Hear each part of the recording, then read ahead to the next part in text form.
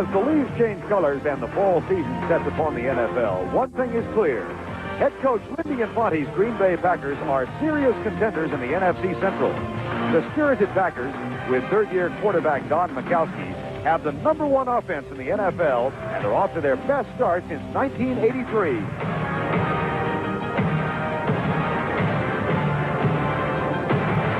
First, in one of the biggest sports stories ever, he was called upon to help establish a new league. Then the call came to help reestablish America's team. Now, Herschel Mania has made its way to the Minnesota Vikings, who have the best defensive team in the NFL. With Herschel Walker on offense, the Vikings' master plan seems complete.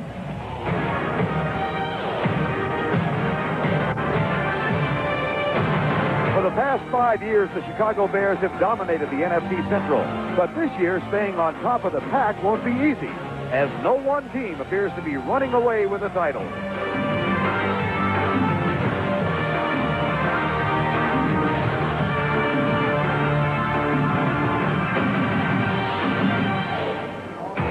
From the Metrodome in downtown Minneapolis, an NFC Central Division battle today, the Green Bay Packers against the Minnesota Vikings. Chicago is still atop the division with a 4-1 record, but giving chase both the Packers and the Minnesota Vikings, and they are joined at 3-2 by the Tampa Bay Buccaneers. Good afternoon, everybody. I'm Bert Lundquist, and welcome to the Met. Of course, the big news here in the Upper Midwest, the acquisition of Herschel Walker. He is an impact player. We expect him to play today. As a matter of fact, if Minnesota wins the coin toss, he might even return the opening kickoff. My partner again is Terry Bradshaw, and Terry, Herschel has practiced twice with Minnesota. What kind of effect do you expect him to have today and then throughout the year? Well, first of all, the Vikings, Jerry Burns, they gave Herschel 8 running plays after the first practice. He knew all of those after Saturday's practice. Herschel told us, I know all the running plays, I know all the passing plays, and I know all the blitz pickups. I know the audibles. So Herschel Walker is ready to play. One thing he gives the Vikings is a complete back. The Vikings won't have to pull him out of the game plan. He runs with power. He catches the ball equally well. So once he gets it down, Vern, expect Herschel to make a major contribution to what Mike Lynn has already said. Herschel Walker gets us to the Super Bowl is a great trade. If he doesn't, then it wasn't a good trade. Well, they won't get to see Herschel in the opening kick because Green Bay won the toss, and they come in, Terry, facing a Viking defense that's best in the league. The Green Bay offense, surprisingly, is ranked #1. Well, I'm not surprised that Lenny Infante's offense, Vern, is #1 offense in the National Football League. Everywhere he has gone, he has always had a great offense. Players to watch today, Majkowski at quarterback, Sharp at wide receiver, Fullwood out of Auburn, a young running back with lots of power, and then a Tim Harris rushing. They have now, the Packers, gained respect throughout the National Football League. It's no surprise to everyone, including the Packers, that they should be one of the best. No surprise either that Minnesota did not win the toss. They haven't won one yet. The Packers have owned this series in the 80s. They have won 9 of the last 11 and the last 4 in a row. Vince Workman and Jeff Query are deep to return Rich Carlos's kickoff. Carlos, not known for his strong leg, has not had a touchback so far this year since being signed as a free agent out of Denver. This will be his 10th kickoff for the Minnesota Vikings. And it'll be Vince Workman, the rookie from Ohio State. Out to the 20-yard line, first down and 10. Mark Duspavic makes the tackle. Here comes Don Majkowski. 11 touchdown passes so far this year. And his offensive line, it has become a very good one. Majkowski said they're playing terrific. Rutgers, Moran, Bush, Holstrom, Alan Feingrad, and Ed West, the tight end. And in the backfield is Keith Woodside, Brent Fullwood having a terrific year. The wide receivers, Perry Kemp and Sterling Sharp. And on obvious passing downs, you will see Jeff Query and Aubrey Matthews. First down and 10. Twin sets to the left side. Slot back right. Majkowski with a toss to Brent Fullwood. Chased by Studwell, gets by him, out of bounds at the 24.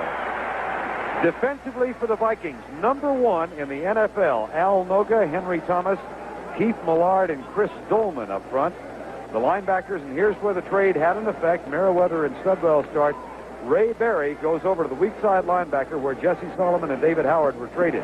And defensively in the backfield, Lee Rutland, Travis Curtis, and Joey Browner. McMillan and Fullington are the nickel and dime backs, respectively. Second down and 6.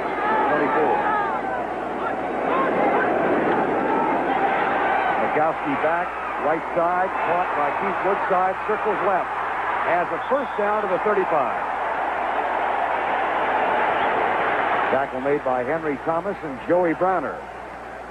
One of the best ways to attack a defense that is great rushing the passer is to have a quarterback and an offensive system, Vern, that sets up quickly, 1, 2, 3, 4, 5 steps by Mikowski, a hop, and then turn loose to the football. When it's quickly thrown, then that minimizes the pass rush. Terry, he said almost every pattern they have, most of them are a 5-step drop, right? That's correct.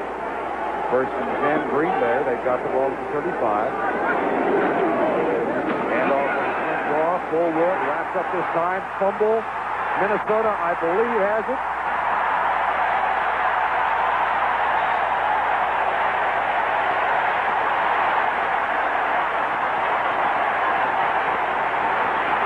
Henry Thomas caused it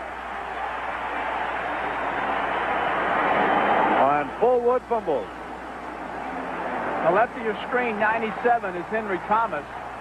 Notice there's the lead, Woodside with the lead block, but then, oh, that's behind. That's Merriweather, the backside linebacker, Mike Merriweather, came around. Vern took his left hand and poked the ball out of Fullwood's arms. First down and 10.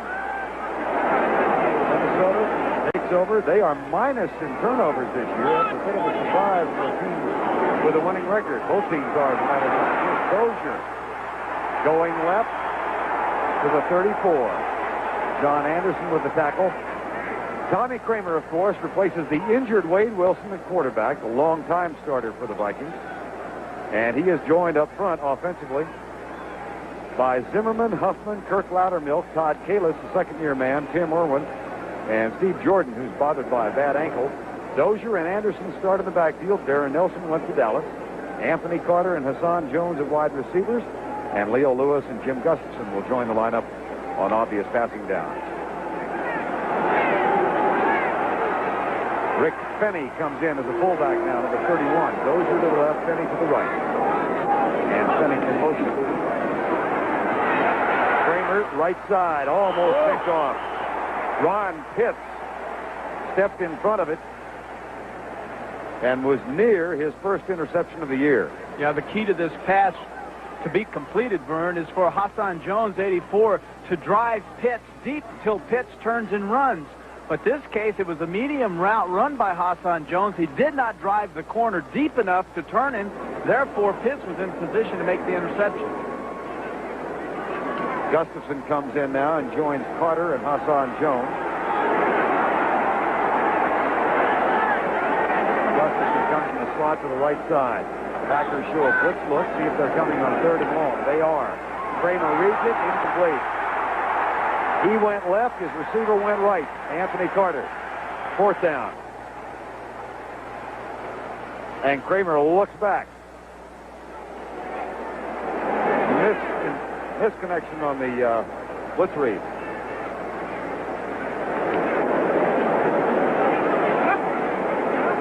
It'll be fourth down. And Rich Carlos, who was 2 for 4, will try his longest field goal of the year, 51 yards. He's missed from 44 and 29 this season. Bucky Scribner to hold. Wide right.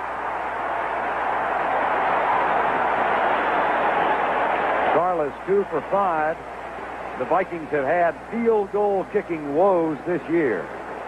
So Minnesota unable to capitalize on the turnover. The Packers get it back. The only way to travel is Cadillac style.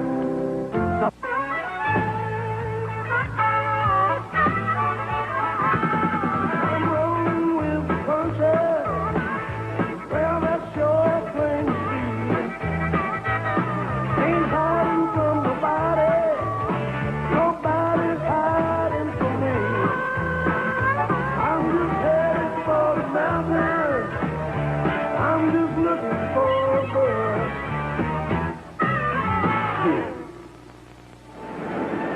12:55 to go first quarter. Sellout crowd on hand at the Metrodome. Rich Carlos, who had a contract squabble with the Denver Broncos and held out Finally signed a free agent contract with Minnesota, 2 for 5 now. Among the reasons he wanted to come here, his sister Kelly is Kurt Loudermilk's wife. Kurt, of course, the starting Vikings center. Free rent. Yeah, that's right. Green Bay, 3-2 for the year. An explosive offense. They've been over 400 yards the last 4 games. Were over 500 last week in handing the Cowboys a 31-13 defeat. 5:02. Flag down. Fullwood almost breaks loose. Henry Thomas gets him at the 38-yard line. And now we'll check the infraction. Motion, Green Bay.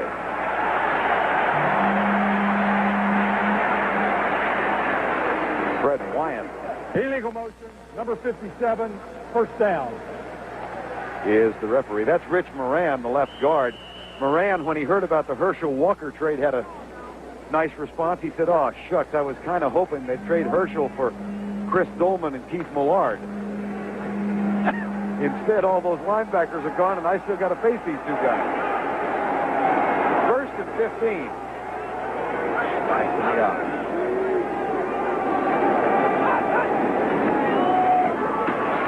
Fullwood. No, it's Woodside. Keith Woodside gets the carry. Well, believe it or not, Vern, one of the things that Packers told us was that they wanted to come into this football game and run the football. They thought that they had to establish a running game. And last year, the last 2 wins they had, they were able to establish the running attack, which set up their passing attack. Now, naturally, we all would think, since this is the #1 offense throwing the football, that that's what they would do today. But they want to run the football, and here in the first quarter, they're running it very well. Woodside in his 2nd year. Now he goes in the slot to the right side, leaving Fullwood the only setback. 2nd down. Well, hello there. Millard says he was drawn offside. When you look at Millard, you'd have to understand one thing about this man. He is absolutely free to do what he wants to in the defensive line. He is taught to rush the passer every down. I don't care if it's even 3rd and 1. Rush the passer. So if you move just an eyelash, he watches your eyelashes. Encroachment, number 75, 2nd down. If you move anything, he is gone like a shot, man. He is gone in that time. He obviously saw an eyelash move, and away he went. Well, you saw the effectiveness of that style. 3 sacks last week. He is the #1 sacker in the NFL. He's got 8 for the year. Chris Dolman, who plays alongside him, said he got everything last week. I got there. I kept getting there late. 2nd down and 4. Option play. Mikowski and Fullwood mishandle it. It's a free ball again. Let's see who got it. Well, Mikowski looked like he was playing for Virginia, but Fullwood didn't look like he was still playing for Auburn. Vern, this looked to be an audible by Mikowski. This was 3 linemen lined up on the inside, and Mikowski coming out was going to option Dolman 56. But the problem was with the audible is that Fullwood, it appears to me, Fullwood came up at the line of scrimmage. Fullwood is to go lateral, giving the room for the option. Too close that time, so when Mikowski pitched it, there was no separation. 3rd and 5, loss of 1 in the last play. No score, 10:39 to go, first quarter. That's the shotgun blitz coming. Sterling Sharp, great catch. And now the run after the catch. He's down at the 10-yard line.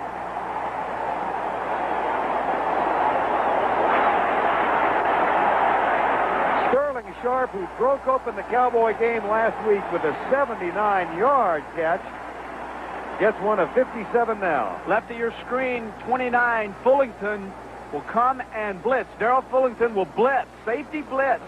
Very simply put, this means the quarterback is left unprotected. He must throw the ball to the outside. Sharp gets by his man. Rutland, 48. There's a great catch by Sharp, and doggone near got into the end zone. Fine throw, good read by by Sharp and the quarterback, Mikowski. 3 touchdowns already this year. He had only 1 as a rookie last year. 1st and goal. Flag down, delay of game. It'll cost Green Bay 5.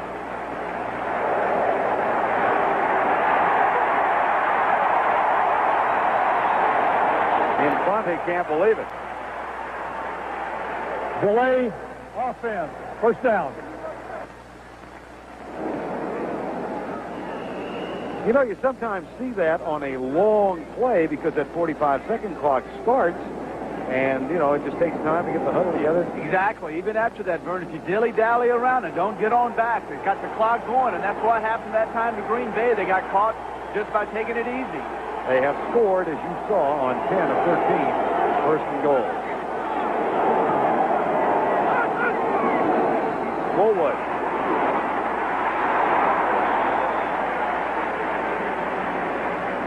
Scott Studwell, now in his 13th year. Floyd Peters said he's one of the brightest linebackers in the league. Giants an early lead over the Redskins, and Detroit with an early lead over Tampa Bay. Our score 0-0, 8:50 to go first quarter. A 57-yard pass. Mikowski to Sharp has put Green Bay with the potential to score now. They've got a second and goal with 8:35 to go first quarter.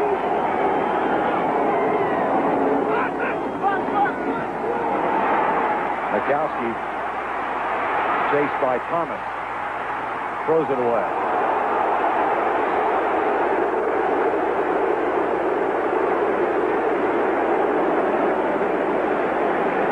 Floyd Peters, one of the things that he was most concerned about was Mikowski's ability, once he's out of the pocket, to get outside and not necessarily throw the football, but to run for first downs. Mikowski, to his credit, where he has improved as a quarterback, according to his coach Infante, is the fact that once he gets out, he is now making the smart decisions. Notice he will pull up and try to throw the football. Everyone is covered. Don't force it out of the back of the end zone. No one will pay any attention to that. That's just thrown away.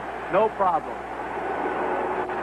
Third and goal. Herman Fontenot is in the lineup. Number 27. Full-man rush. Quarterback draw. And Mikowski loses his helmet, and we may have a face mask call. Matter of fact, he got bopped on the hunker.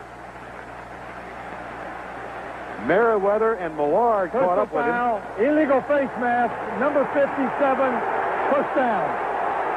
Well, Merriweather had 2 personal fouls last week, Vern, and that I played against with this guy, and that's not his nature. But in a game like this, where it's a divisional rival, a team that has beaten you 9 of 11 last time, looks to me that Mike Merriweather has gotten into the spirit of this thing. He reaches out as Mikowski cut back to the inside. It's just a natural reflex for the linebacker to reach out with his hand and try to grab a hold of something and pull him down. Unfortunately, it was a face mask of Mikowski.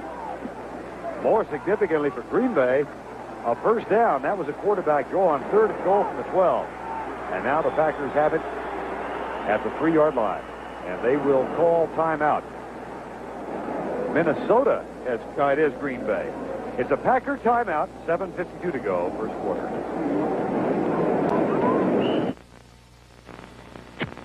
Cars aren't cheap, never have been. That's why I never take shortcuts with cheap oil and air filters. Give me AC filters every time. AC filters match the original specs on my cars like a nut on a bolt. Precision AC Delco parts. They don't just fit, they match. Keep your car running the way it was made to run. Now get up to $8.80 back on AC filters and plugs. See your retailer for details. 7:52 to go first quarter. Just to clarify whose timeout it was, Fred Wyatt, the referee, first indicated Minnesota, then turned to the Green Bay side of the field. We now understand it was a Minnesota timeout because they had only 10 men on the field. There is Floyd Peters. Yeah, you saw Mikowski call timeout, but the Vikings had beat him to it. So Mikowski, now realizing that, has got himself an extra timeout now. So good for them, bad for the Vikings. But if you're short a man, hey, call a timeout. So it'll be first and goal from the 3, midway through a scoreless opening quarter. Now, the real problem a guy like Mikowski, Vern, will cause a defense, really gives a lot of problems, is the fact that, once again, he has the ability to run with the football. So play action, getting outside, run pass option is something I think the Vikings will have to be aware of. Our eye set. Now Clint Didier goes in motion to lead the way. Bullwood cuts it back to the left. Merriweather and Studwell with the tackle.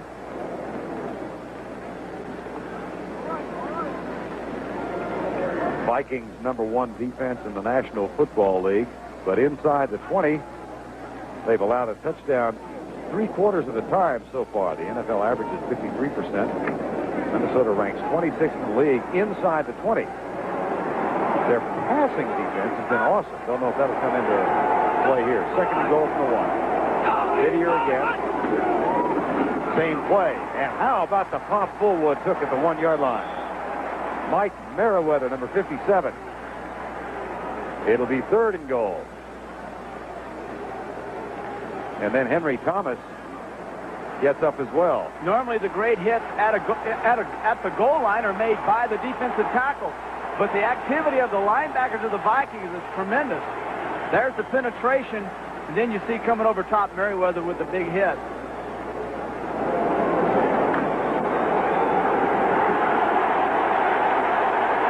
Third and goal, no score. 6:35 to go, first quarter. Play fake, option. Fontenot, touchdown.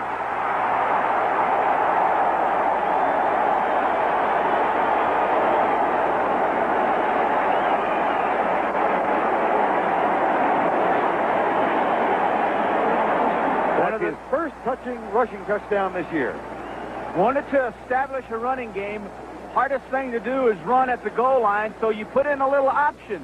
An active quarterback like Mikowski has the ability, and he told us one of the things I'm very proud of is my ball handling. And that time, an excellent fake into Woodside, brings in the outside linebackers in the pitch. Easy touchdown for Fontenot. Great call. Chris Jackie, the rookie from University of Texas El Paso, with the extra point. Up and good. So with the help of a penalty on Mike Merriweather, a 1st and goal converted into a touchdown for the Packers. Yes, love. When it comes to Major Dad's daughter, There's something about the guy. can this officer remain a gentleman? Major Dad, Monday.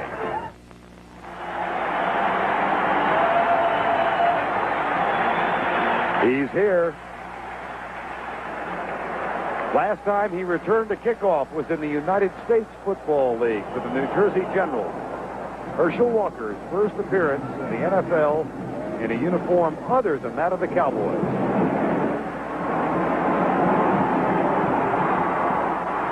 A moment of indecision.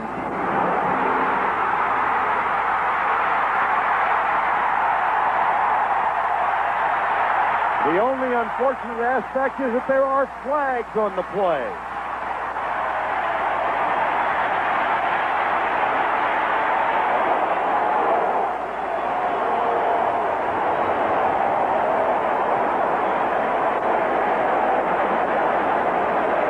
And the flags are against the Vikings.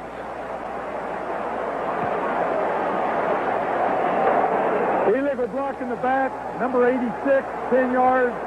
First down. Darrell Ingram, the tight end, nevertheless, take a look at a 52-yard kickoff return by Herschel Walker. As great as he is, one of the things that you're not supposed to do is once that ball is 5 yards in the end zone is not return it. But this is his opening game. This is his curtain call, as you will, for the Vikings, and Walker, anxious to get out and do something, takes it out. Heck of a return. Unfortunately, Ingram, illegal block. That means the Vikings start now at their own 13-yard line. Tommy Creamer, DJ Dozier. He's out to the 15-yard line. Johnny Holland, number 50, makes the tackle. With Walker being with the Vikings now, Vern, you have to expect there's a little bit of pressure, more so than it has been in the past, on DJ Dozier. The fact is now, as he feels that he must perform. He has to execute. He has to do the exciting, the unexpected, because if he doesn't, Walker's going to take the job over anyway.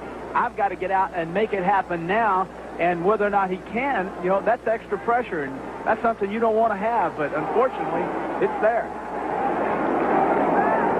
2nd and 7. Dozier. First down. At the 25-yard line.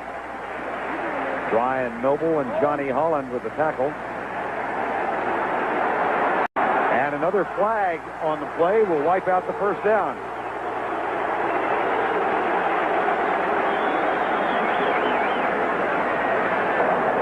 Holding number 63.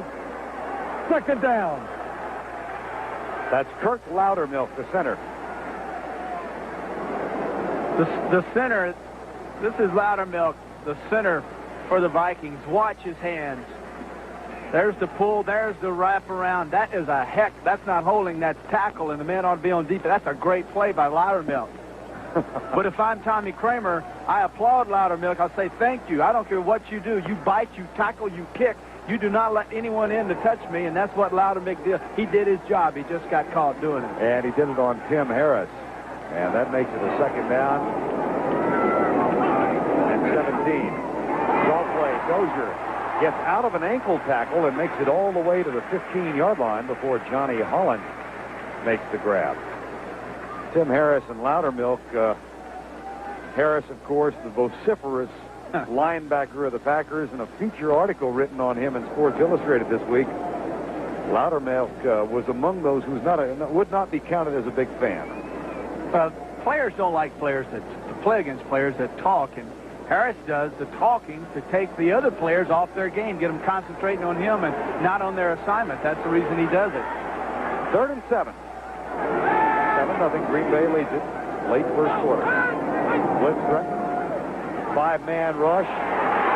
Kramer incomplete. Tiger Green defending on DJ Dozier. It'll be 4th down.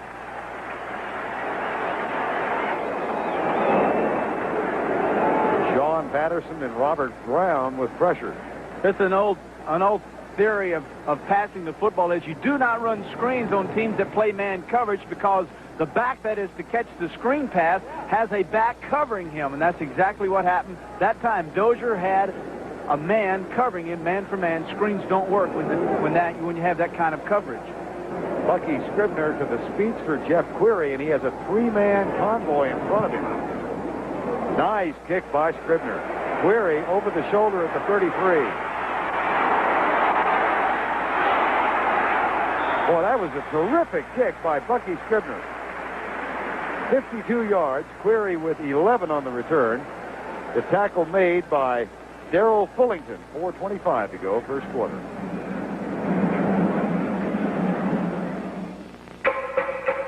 Dry is bold and wet. The taste of dry is less sweet. Michelob Dry. Brewed longer, so taste after taste. There's just no aftertaste. Michelob Dry. Bold taste with no aftertaste.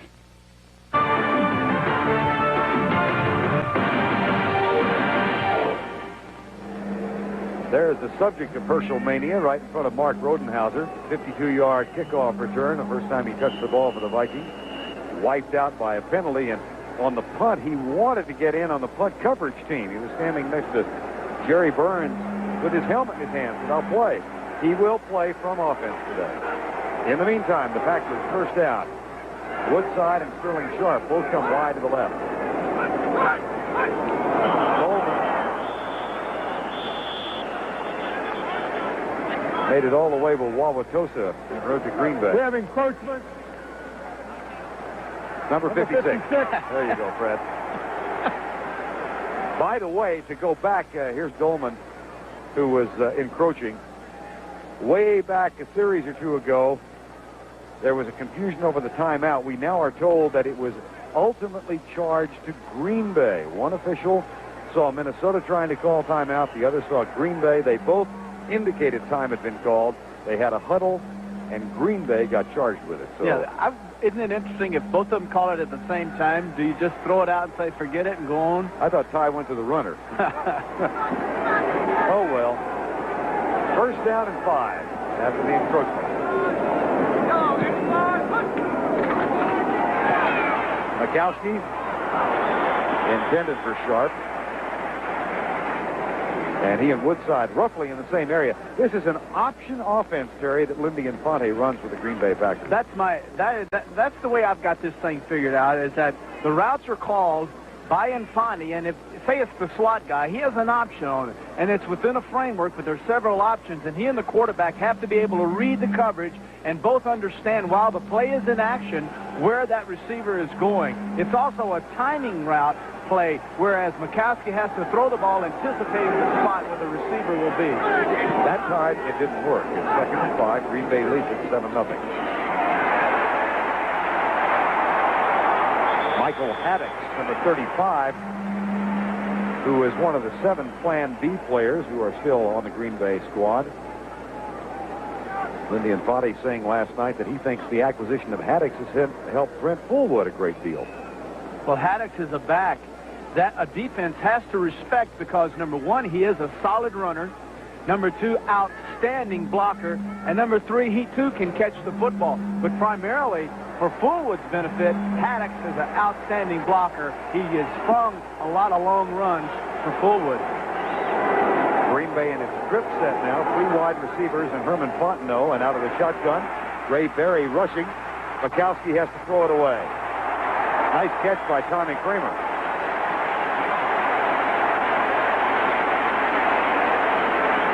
It'll be 4th down. Ah, what great pass rush then, Vern. When you only need 4 yards and you have routes that you cannot get the pass off. Normally in a 4, when you need 4 yards, you go 1, 2, 3, 4, 5, and the ball is gone. But the coverage today by the Vikings is outstanding, forcing Mikowski to hold the ball and then eventually just throw it away. Leo Lewis back to return the punt of Don Brackett. 3:32 to go, opening quarter, 7-0 Green Bay. Nice punt. Lewis will let it go. It'll be a touchback and come out for the Minnesota Vikings at the 20-yard line. 3:20 to go in the ball game in the first quarter. And the Minnesota Vikings, who have had problems offensively in the first 5 games this year. Now, they've had injured players. Carter's been hobbled. Steve Jordan has a bad ankle. Hassan Jones with a groin pull. Well, you take away your skill players like that, and it's tough. Hey, you're talking about Steve Jordan, who's an all-pro tight end guy. One game he played with an ankle cast on. He is still injured, but yet starting Hassan Jones, a hamstring. Carter with a hamstring, didn't practice all week. Take out your 3 starters and you put to them the fact that they're injured, they're not 100%. Man, you talk about put an offense in the tank. That'll do it quicker than anything. Tommy Kramer starting in place of the injured Wade Wilson today. He's only 5-9. Yeah, there's another one. Wilson, the quarterback. Right. I forgot about him. Wade said he might be back in a couple of weeks. Here's Kramer on first down. Hassan Jones to the 23-yard line. And the tackle made by John Anderson. Kramer will give you the looks today of a real crafty quarterback. In comes Walker. Here comes Herschel from scrimmage for the first time. Herschel said he thinks he knows the audible system. Jerry Burns told us he didn't think he'd audible with Herschel in the game. Yeah, he told us that. He sold you and I on it. I don't know whether or not he has sold Jerry Burns on it. Second time in as many weeks that Walker has faced Green Bay. He did so last week in a Cowboy uniform. Here's the carry.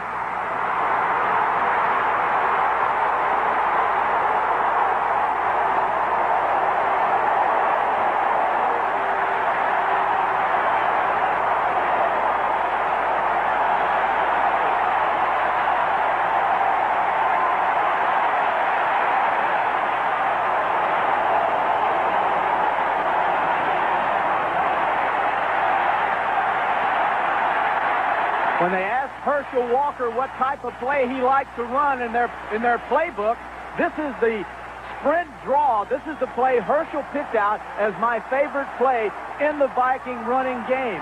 So there it is, his longest run of the season, and he lost his shoe on it. He doesn't lose his shoe. He probably goes all the way. The most amazing fact is he lost his shoe, number 1. Number 2, Tim Harris caught him. 47 yards on his first carry.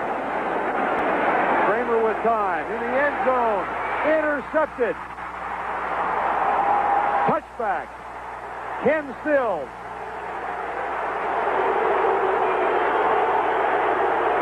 Alfred Anderson was all by himself in the end zone. First of all, to throw this pass, you must have a strong arm, and Tommy knows this better than anyone. When the first routes are closed, when they're not there, throw it away. You can't throw back across the field. You can't see the whole field, and as you can see there, very cleanly, that Kenny Stills, 29, the free safety, all he did was simply read Tommy Kramer's eyes and just go with his head, and his head took him right to the ball. Interception. Tommy should have just thrown it away.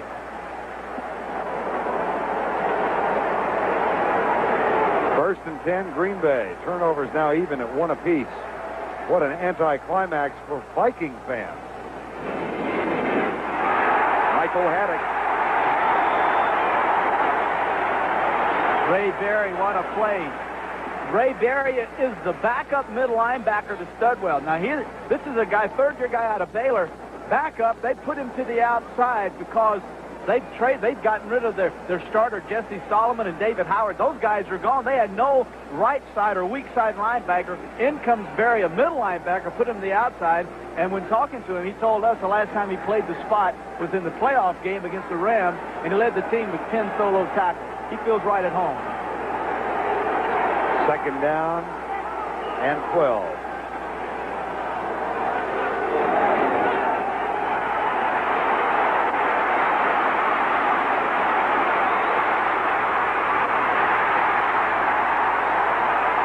Henry Thomas, number 97. Might be the final play of the first quarter.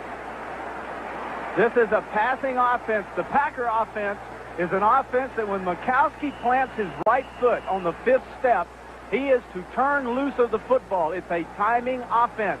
But what is happening is that the defensive backs of the Vikings are doing such an outstanding job of covering the receivers that when he plants that foot, there's no one open. He has to pull the ball down and now scramble and look for someone to come open. Third and 17.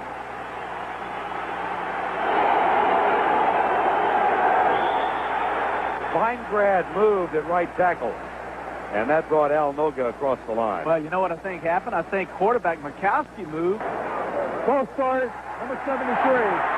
I believe Mikowski moved, which the linebacker saw, and he moved, and that move by him pulled Feingrad. I think it was a chain reaction, unfortunately, for Feingrad. He's the one that's going to get caught on it, but I saw the quarterback, Mikowski, take a stutter step before the snap of the ball. That's the end of the quarter. Don Mikowski optioned to Herbin Fontenot. Herschel Walker has run 47 yards on his first play from scrimmage. That's the end of the quarter with our score. Green Bay 7, Minnesota nothing.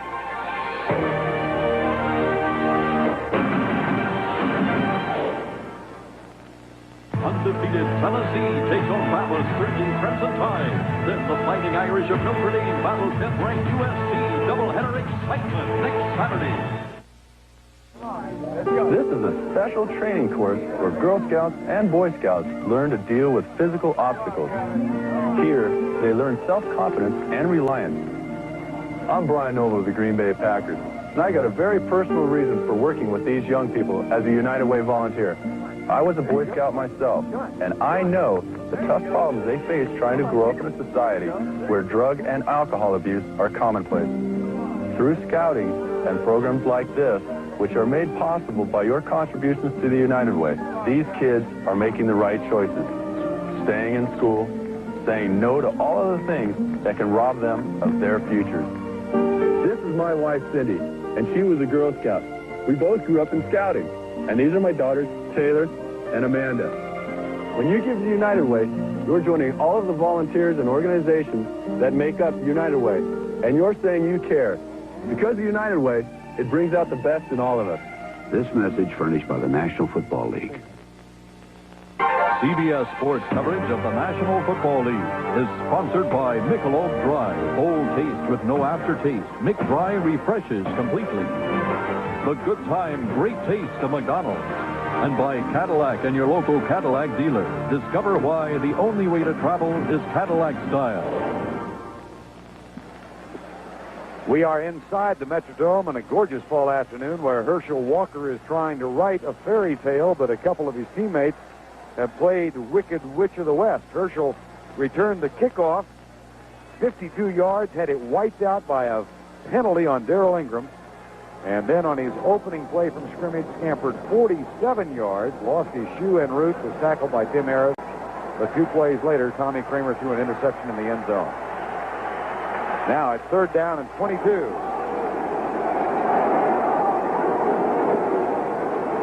Bukowski, deep left side into double coverage. Rutland is back there. Who got it? Reggie Rutland, I believe, has the interception. Yes. That's his first of the year.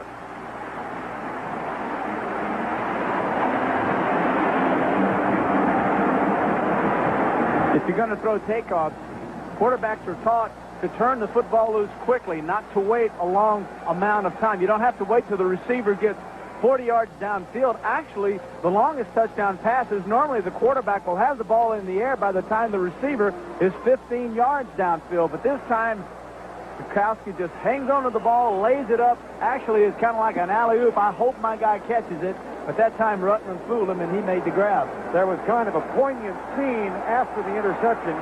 D.J. Dozier started on the field and was called back. Herschel Walker is on the field. And now in motion coming left. Up the middle. Alfred Anderson, number 46. The Packers played against Walker last week, but they are not planning anything different. In other words, the Packers aren't going to change their coverages because of Walker, because the offense the Vikings run, Vern, is different than the Cowboys. So he has no effect. They're not going to change anything, put 2 guys on him or anything else. But as this game goes on and he plays, I would look for them to give serious consideration to where he lines up. High formation. Rick Penny's into the blocking back now. Play fake. Kramer has a man open. Hassan Jones, first down at the 31. One of the real great things that Walker gives you is that he gives you the threat every time. Just look at him. Look at the play action. There's the hand. Notice Brian Noble, 91. He stayed in to make sure that Walker didn't have the ball, and then he turned to run out. He goes outside. Nice run that time by Hassan Jones. Play action to Walker. Guy's wide open. Gain of 19 yards. First down at the 30. 7-0. Green Bay.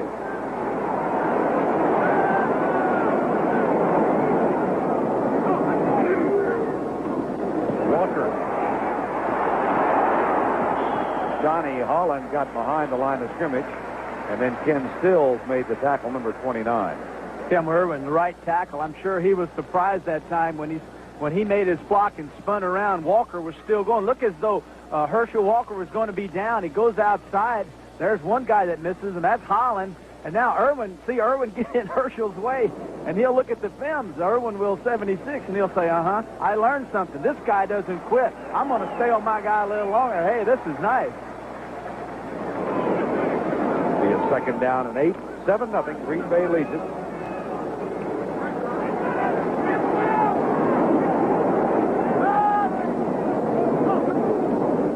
Dozier in the lineup, lined up wide left. The pass goes to the right side. It's good. Anthony Carter. Ron Pitts made the tackle. That's another Viking first down.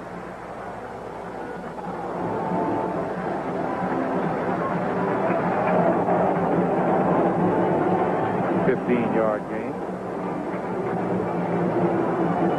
This game was a sellout before Herschel was acquired for all the players and draft choices, but the vendors told us they have never sold as many game programs as they did today.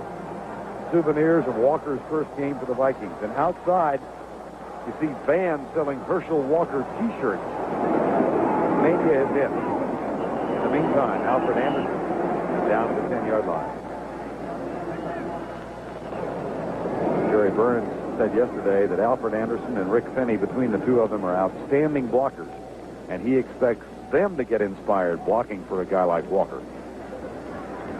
Well, I think anybody that realizes there's a great back behind them knows that if they do their job, they'll actually do it a little better for a guy like Walker, who can also break tackles and go 100 yards. They'll work a little harder for a guy like this. 2nd and 8. Across the middle, incomplete. Hassan Jones, the intended receiver.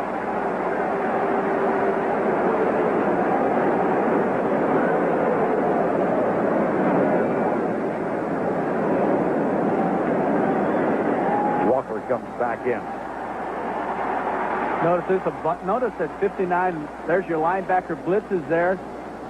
Kramer realizing, dadgummit, I threw the interception early. I got Hassan Jones coming over the middle. If I just lay it in front of him, he catches it and breaks that tackle, and he's in the end zone. So sometimes the quarterbacks, they feel the heat, too.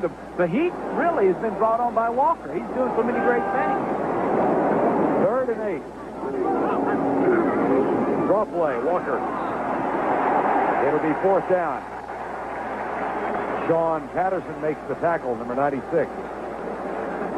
And that will bring on Rich Carlos, who was 2 of 5, missed on a 51-yarder earlier. Walker now with only 3 yards in his last 2 carries after exhilarating this crowd with a 47-yard scamper the first time he touched the scrimmage. Yeah, but he's one of those guys, he might not get another yard on the next 10 carries, and then all of a sudden, 80 yards. And you look there, he's 15 for 140 yards. 28-yard field goal attempt by Rich Carlos. It's good.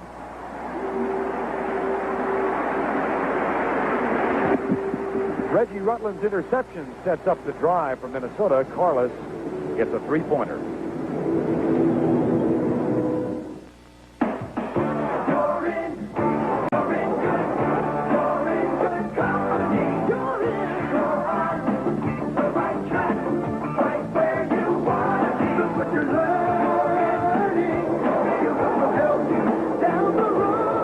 Joining the U.S. Armed Forces to get high. He excites this crowd. Well, he not only has an impact on his offense, I think Herschel Walker's the type of individual has the impact on he gets everybody excited about playing because so many great things happen, and one of them is the guy can score touchdowns and touchdowns when football games, and more of those you win, these guys want to get to the Super Bowl. Kickoff taken by Workman back at the 4. And he's out to the 23. Looks like a little squabble breaking out. John Galvin, number 90.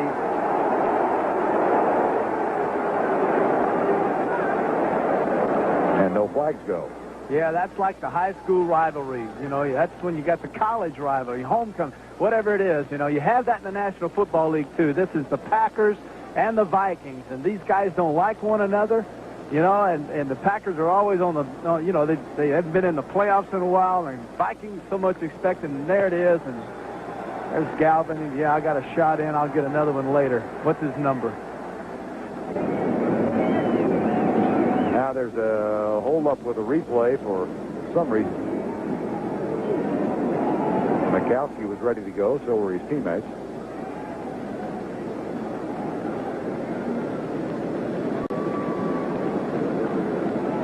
I'm not sure what they could be reviewing. Fritz Graff is our replay official today. That is not him. That's just one of the technicians in the booth. The ball was out of bounds at the 22.5. First down.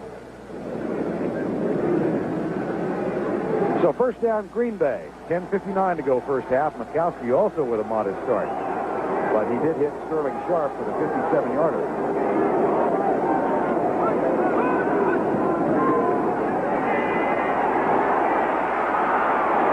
Where he can really hurt you, but only a 3-yard gain this time at the 26. Studwell and Ray Berry make the tackle. One of the things that'll happen as this game goes, Vern, is that Infante will watch Mikowski and how he is handling the offense, and then the things that Mikowski is not throwing well, say he's not throwing hooks well or sidelines or post patterns, then Infante will change the offense and take those routes out of the game plan and apply the things that the young quarterback Mikowski is doing well in that game.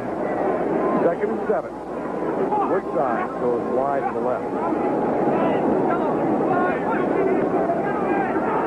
Goldman coming after Mikowski. Got him. He lined up left.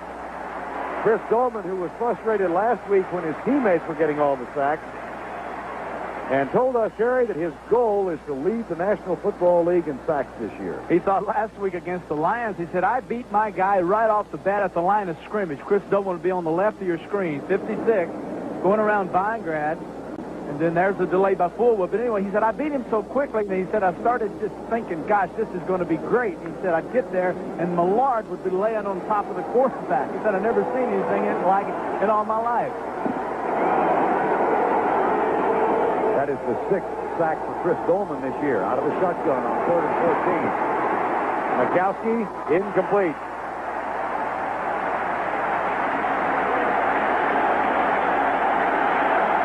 If you want to have an effect on a young quarterback in a timing offense, you disrupt the timing. And the way you do that is twofold. You either put pressure on the quarterback or you hold up the receivers and keep them out of their timing patterns. 1, 2, 3, 4, 5, no one open. Finally has to throw it away. Give credit to the secondary of the Vikings. They are really messing up the passing game of the Packers. Leo Lewis will return Don Bracken's punt. Whoa, what a kick. Lewis at the 34. Has a little room. Across midfield to the 49. A 17-yard return of a 47-yard Bracken punt. Brian Noble makes the tackle. Jerry Burns' team has the ball at the 49.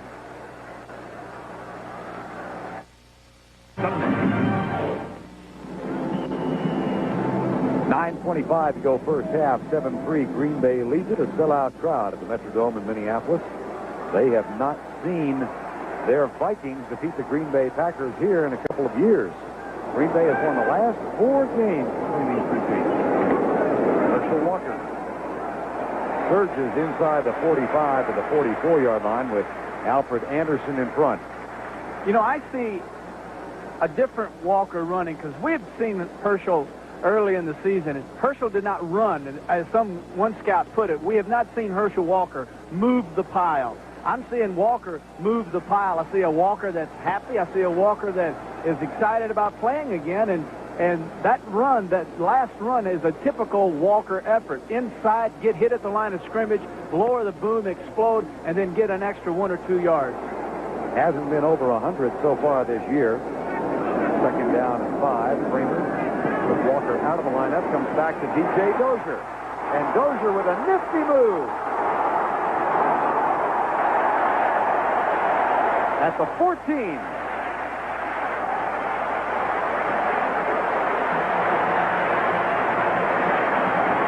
That's a gain of 28. A little deception. Dozier remaining back in the backfield, coming right at you. Notice he's going to attempt a block. Notice the fake block on Sean Patterson, the defensive end. He fakes it, pulls out of the pattern. Kramer semi-rolls right, draws the linebackers to his side, and then turns and throws back against the grain to D.J. Dozier. Dozier gets a rest, and now Herschel Walker back in the lineup. Herschel said his first game with the Cowboys, they were going to give him a limited role. Tony Dorsett got hurt and played the entire game. Wanted to do that today. Here's the draw. Walker. Boy, you're right, Terry. You're absolutely on the mark. We saw him 2 weeks ago against the New York Giants, and he was so tentative, and you just don't sense that about him today. Well, the way they had him running the football in Dallas was they wanted him to turn his hips parallel to the line of going away from the line of scrimmage, and Walker said, I don't want to do that. I want my hips facing the line of scrimmage where I have my power. So it was a disagreement right off the bat on how to tell a great running back how to run with a football. So he didn't like that one bit. Obviously here what they're saying to him is just run. How do you want to run with a football? That's what they're letting Walker do. 2nd and 4. Benny. Touchdown.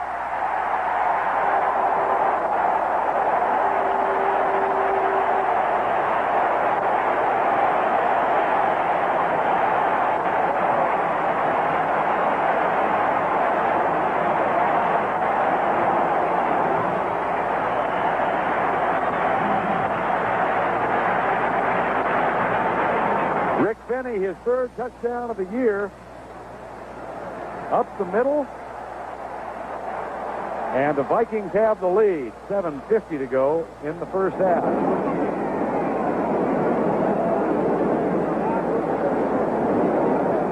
another anticlimactic stoppage of play.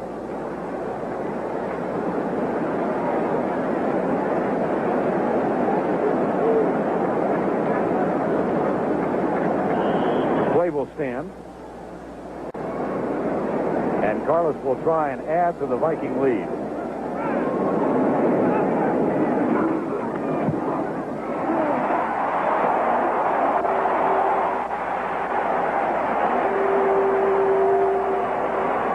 One of the things that the officials were checking, Vern, was the fact of whether or not Finney's knee hit down. Looks like the knee goes down, the body's extended over the plane of the goal line. That's a touchdown. So the Vikings take a 3-point edge with 7:50 to go, first half.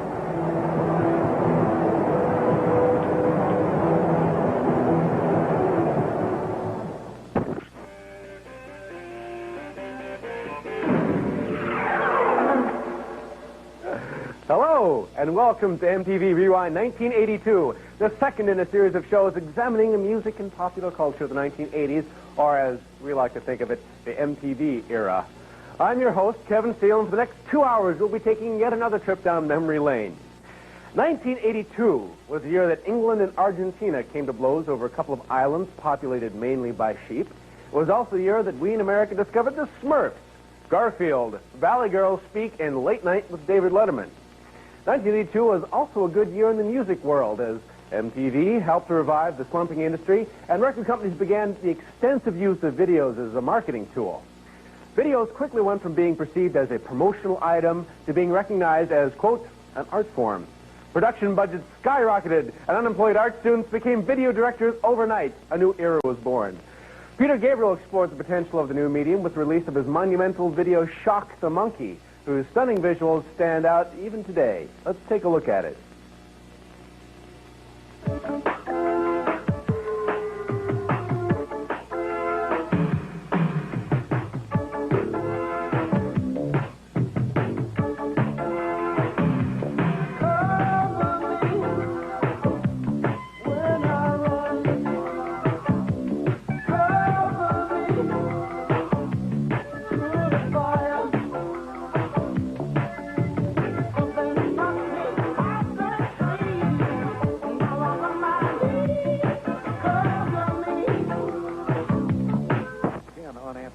Now on a 3-point edge, Rich Carlin will kick it deep to either Vince Workman or Jeff Query for the Packers. That's Workman at the 1.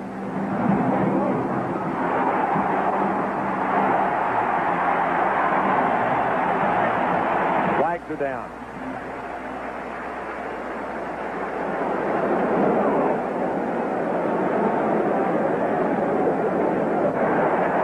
Illegal block in the back.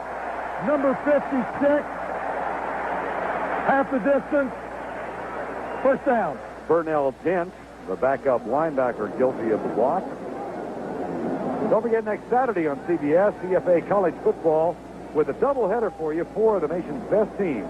We'll kick it off with Tennessee against Alabama live at 12 o'clock Eastern Time. And then Southern Cal makes its annual trek to Notre Dame, or every other year they go to Notre Dame, live at 3:30 Eastern Time. The Trojans and the Irish, preceded by Tennessee and Alabama next Saturday on CBS. Down 10-7. Mikowski, straight drop back. Almost picked off.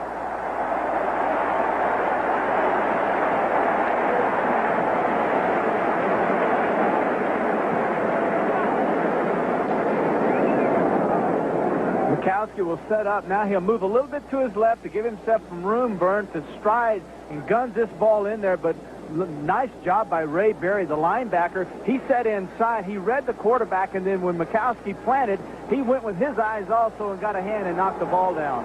This is a Minnesota defense that through 5 games has allowed 89 yards per game passing. Number 1 in the league by a bunch. That's the third sack. This one's to Keith Millard.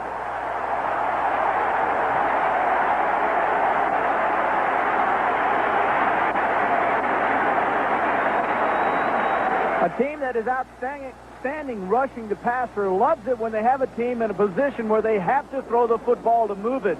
Millard coming in around Fullwood gets a hand on Mikowski's ankle, pulls him down with a little help of Dolman. But one of the things is when you have a team that sacks the quarterback a lot, you now have to have an offense that can move out a rolling pocket. And I believe Green Bay has this, and they may have to go to it. 3rd and 12.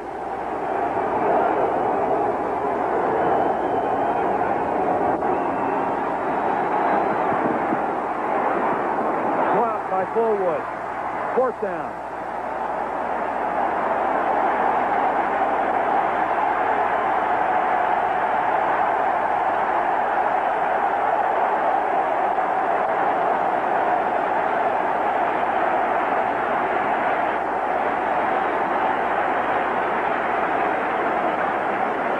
And that brings on Don Bracken as Don Mikowski is now 2 of 9 for 61 yards. A little indecision, a little doubt in Mikowski's mind now. Not much success early, and I would say that he's lost a little confidence. Very natural to lose confidence throughout a ball game and to get it back again with a few completions. So right now, Mikowski has to be a little bit shy of confidence.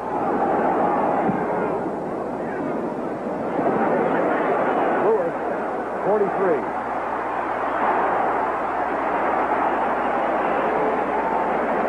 Mike Weddington, boy, what a job. 52-yard punt, 6 on the return. Millard with the 3rd Viking sack of this ball game.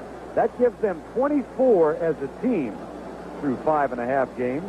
They have really put pressure on with that front four. Millard with 9 sacks. Tim Harris of Green Bay, 7.5.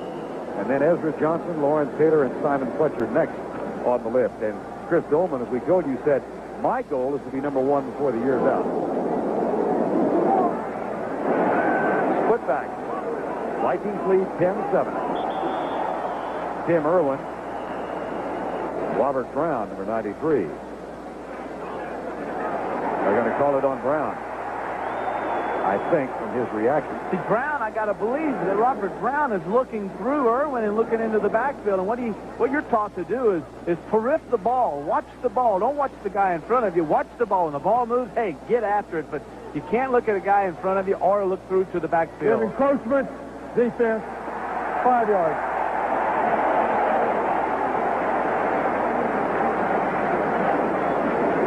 .110 in a row for Robert Brown in his 8th year out of Virginia Tech.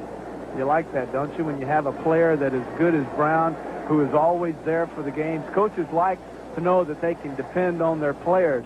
And Brown, with that streak, indicates to you he's a guy that obviously is played, can play, will play hurt, is always there. And boy, that means a lot to a head coach. 1st down and 5. 10-7, Vikings lead. Penny. DJ Dozier belted backwards by Brian Noble.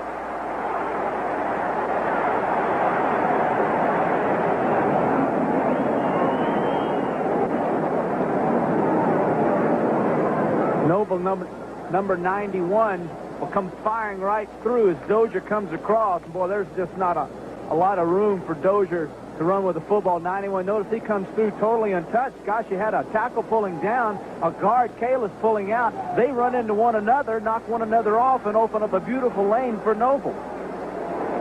No wonder his helmet hurts. He popped 3 of his teammates with it.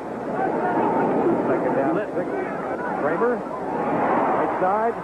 Alfred Anderson, nifty move. 1st down, Minnesota.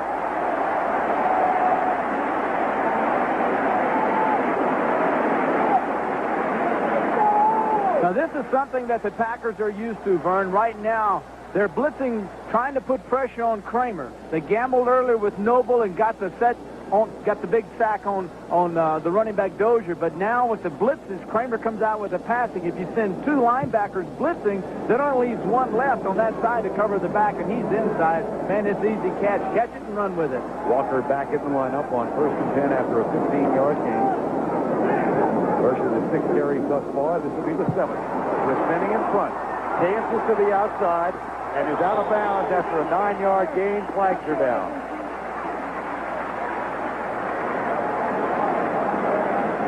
And we'll see against whom this one is going to be called. Vikings react as if it's against them. Holding, number 81, 10-yard penalty, first down. Anthony Carter. Look at the grin. That's Jerry Berkman, the head linesman, and Bernsey going at it. Scott Studwell. You don't think Berkman will talk to you? Oh, he'll give you a little. Notice in the bottom right. See if Carter does, in fact, block. There's the hands inside. The right hand gets on the back. Boy, that's terrible. That's picky. That's taking it a little bit far. That's picky. I mean, after all, Carter's a little bitty guy. He's not going to hurt anyone anyway if he blocks him in the back. That is really picky. First down. Walker goes right. Anderson in front. And is out of bounds at the 35. Herschel, of course, came up here Thursday morning. Took Jerry Jones' private plane up from Dallas. His wife, Cindy, is still back in Dallas, and Herschel said he's going back tonight. He'll collect Cindy and their dog, Capone, and bring them both up here. Hey, and did he not tell us that Capone, had the dog not had a place to come to with a fenced-in yard, that they would have nixed the deal, wouldn't have come? I mean, that's the truth.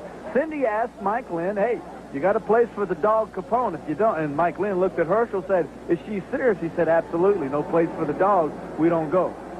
Well, they said, believe me, there are places in Minneapolis for the dog. Yeah. So Capone and Cindy are going to be here Tuesday. Dozier belted backwards.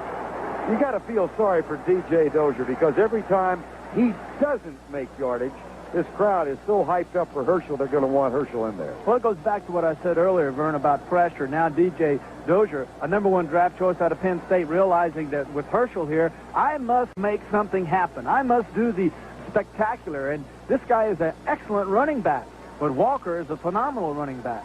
And there's the difference. And he knows every time I touch this ball, I have to make something happen. That's a lot of pressure. Shotgun on 3rd down and 12. 10-7. Minnesota leads. 4:19 to go in the half. Blitz threatened by the Packers. Flags are down. Maybe a free one for Kramer. He goes left behind Anthony Carter. And let's see if it's against Green Bay. Kenny Stills, I believe, it's going to be called on Stills as he's taking his helmet off. I wouldn't want anybody to know what I looked like if I just got offside. I'd keep my helmet on. Encroachment, number 29, 5 yards, 3rd down. See, this is where you make a mistake. You don't mess around with a veteran quarterback who knows how to use a cadence.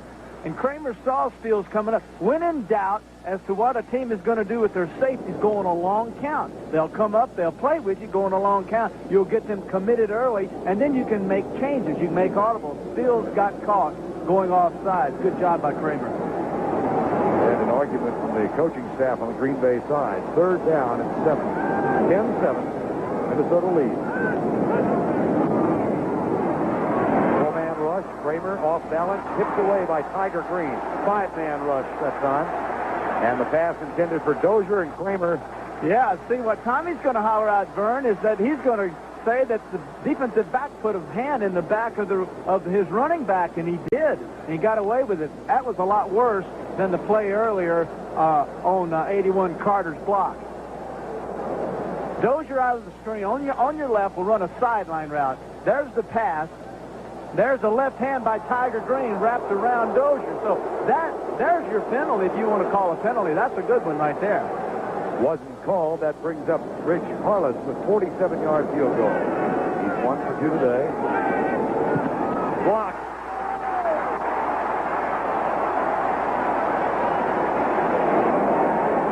And it'll be Green Bay's ball at the 12-yard line. Block in the middle of the line. Looks like Pitts. Everyone's hollering and hugging on Pitts. Ron Pitts, yeah.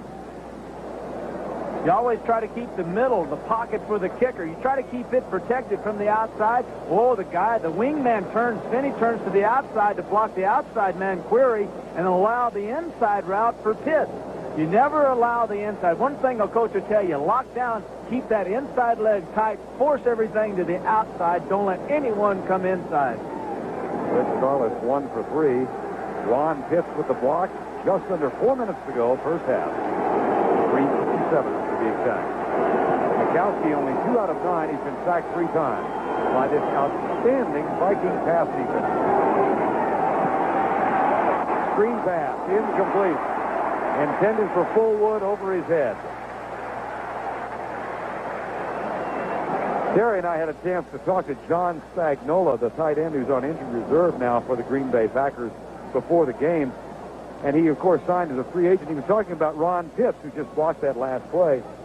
And John said, I came into camp and I asked Ron Pitts, I said, are you any relation to Elijah Pitts? He used to play for the Packers. And Ron said, well, yeah, he's my dad. And John didn't know it. He said, he was my hero when I was growing up. They were teammates. He had no idea. Second and 10. Big hole. Keith Woodside to the 44-yard line.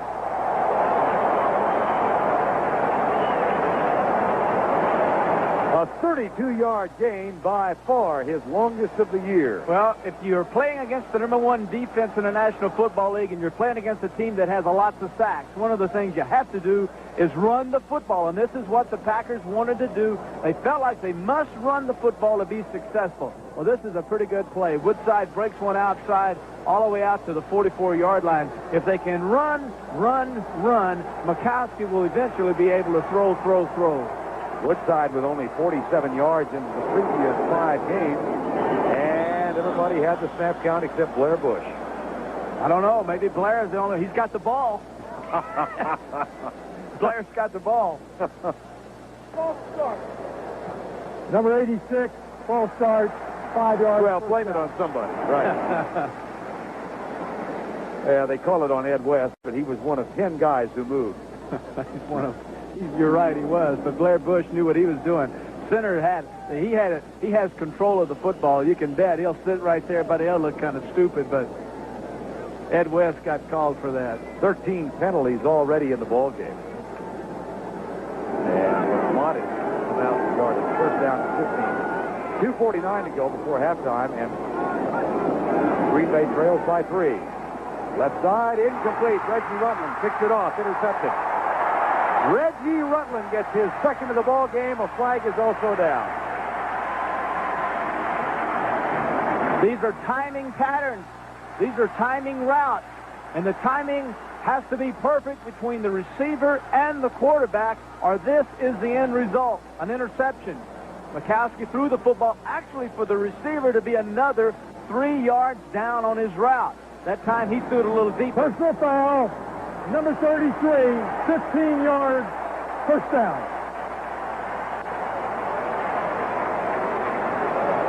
On the right of your screen, Mikowski, 1, 2, 3, 4, sets up, turns, and guns this baby. Now there's the route, but there's the pass as it's thrown. According to this view, it's thrown behind Sterling Sharp. It should have been let out a little longer. Either Mikowski's wrong or the route should have been deeper. I'm going to have to say Mikowski was wrong. I'm not sure where Woodside had the personal foul, but they threw the flag on the second-year man from A&M. Yeah, this is a 5-step drop, turns and guns, Vern. And there's a good pass, but the ball is actually 2 yards behind Sterling Sharp. So I guess they ruled that Rutland was down when Woodside made the tackle. Exactly. And came in late in the fact. Kramer flips it. DJ Dozier. And he's down at the 28-yard line.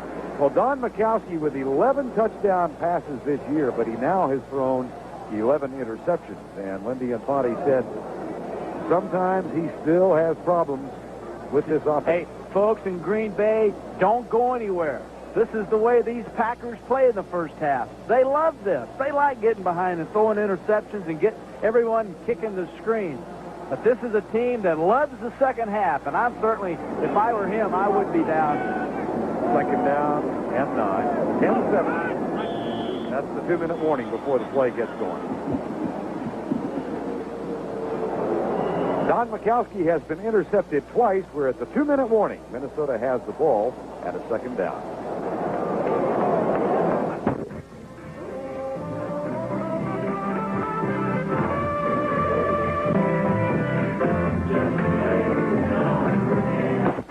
27, Minnesota leads it at the 2-minute warning. Packers, of course, have been the comeback kids of '89.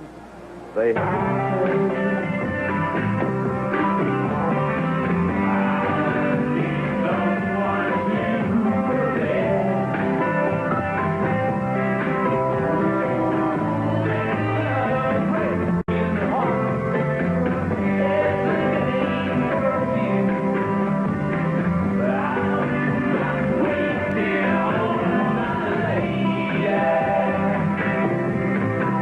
Cowboys, and they went on to win that one 31-13. And Don Mikowski has been spectacular in the second half, much more so than in the first half, in establishing a 3-2 record. Right now, the Vikings have a 2nd down and 9, and Herschel Walker in the lineup.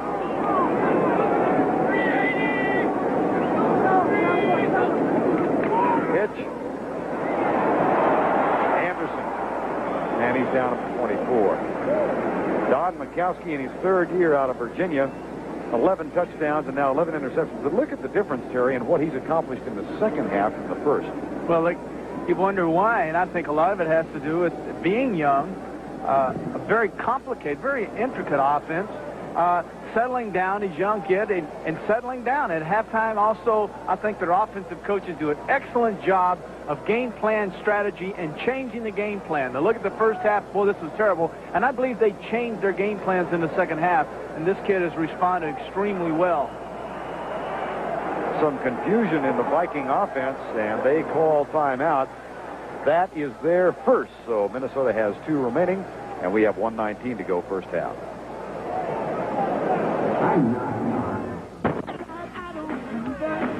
And then the Rick Fenny touchdown run to put them on top, 10-7 with 1:19 to go before halftime. Dozier is the running back with Rick Fenny. Jim Gustafson goes wide to the right side. Hassan Jones is split out to the left, out of the shotgun. Tim Harris lines up over center, and they hand it off to DJ Dozier. Might have enough for the first down at the 17-yard line. Mark Murphy makes the tackle. You know, a good point, Vern, that you made was Tim Harris lined up over the center. And the key to that is Harris lines up over the center. Anytime the Packers think that it's a mismatch. Tiger Green is the injured player for Green Bay. Anytime they can outman the center, then they'll put him over the center and let him pass rush. And what the Vikings did when Harris got over the center, obviously to rush the passer, they ran wide. They ran to the area that he normally is out there roaming in. The linebacker, outside, strong side linebacker, they ran that way away from him. Well, they're tending to Tiger Green, who appears to have an injury to his right arm. Time has been called while they tend to that. Good game today, and we've got more for you next Sunday on CBS. NFL action will continue with the NFL today at 12:30 Eastern Time. Then either the Green Bay Packers at Miami, and Taff here in town with us briefly while he did the feature that many of you saw on Herschel Walker today. Tiger Green apparently going to be okay. And that's a charged Green Bay Packer timeout. They have 1 left.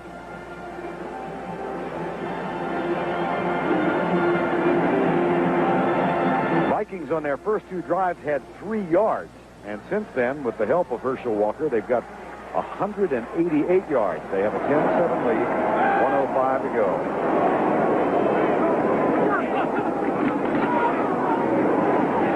Give it to Finney up the middle. He's inside the 15 to the 14. Greg Finney, who had the touchdown run a moment ago. And Minnesota uses a timeout. They have 1 left. That was interesting, wasn't it? Yeah. Get into a double tight situation, turn around and hand the ball off tackle or between tackle and guard when you have a minute and 4 seconds left with an offense that's very complicated and very explosive. I would think the Vikings would have come out, Vern, with 2 plays and tried to go ahead and run their offense at the line of scrimmage, which is most quarterbacks do, and certainly Tommy Kramer has that ability to set the offense and call it at the line of scrimmage. Bob Schnelker and Jerry Burns on the sideline. We're a minute away before halftime, and coming up at the half, Brendan Erb will have scores, highlights, and the latest information. And then Leslie Visser with the story of Chicago Bears All-Pro Dan Hampton who once again is licking his wounds with yet one more surgery on his knees. And Dan is Hampton's a special breed. second down and 6, 1 minute before halftime. And again, Harris lines up over Kirk Loudermilk in the center. Kramer backs out, puts it to Dozier. Johnny Holland, he gets by him. And is out of bounds at the 8, and there's another player down for the Packers back at the 21-yard line.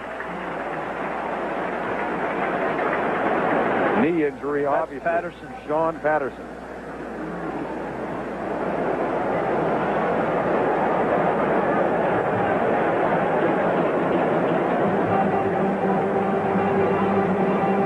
This will be Patterson sitting right here. Keep your eye on. Let's see what happens. It's a screen outside. Patterson just goes upfield. There's the little flare. He tries to knock the ball down and then plants. He plants with his left foot to turn.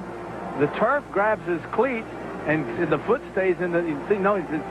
Planted and turned out, and it just held him there. So his body goes one way, but his legs stayed back. Boy, there's an artificial turf injury, isn't it? Yeah, I hate this stuff. And he'll be taken into the locker room now. Blaze Winter, number 68, has come into the lineup, taking his place. There's Blaze Winter. Green Bay now out of timeout. The 2 players injured in this drive. And by far the most serious of the 2, of course, is Sean Patterson. It'll be 3rd and 1 when we resume play. The Vikings trying to increase a lead that now stands at 3 points.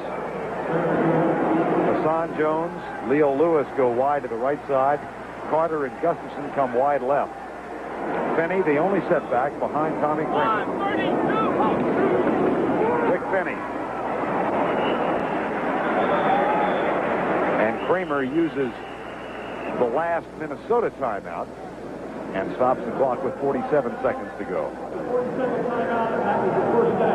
Did you happen to notice, as the scores were rolling by, that at halftime the San Francisco 49ers and the Dallas Cowboys are tied at 7? I noticed that, but as you also noticed, I didn't say anything for fear of a misprint.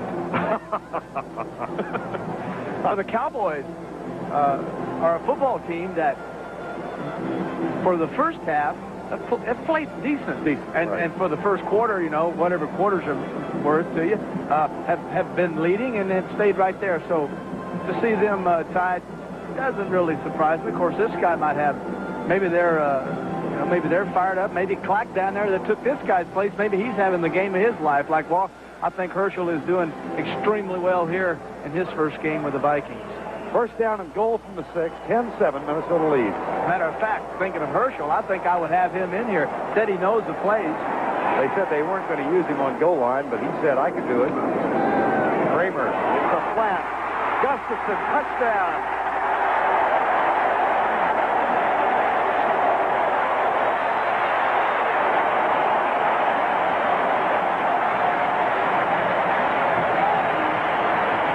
Gustafson, who took time out yesterday afternoon to go to the St. John's St. Thomas football game here, and was most upset because St. Thomas lost. That's his alma mater.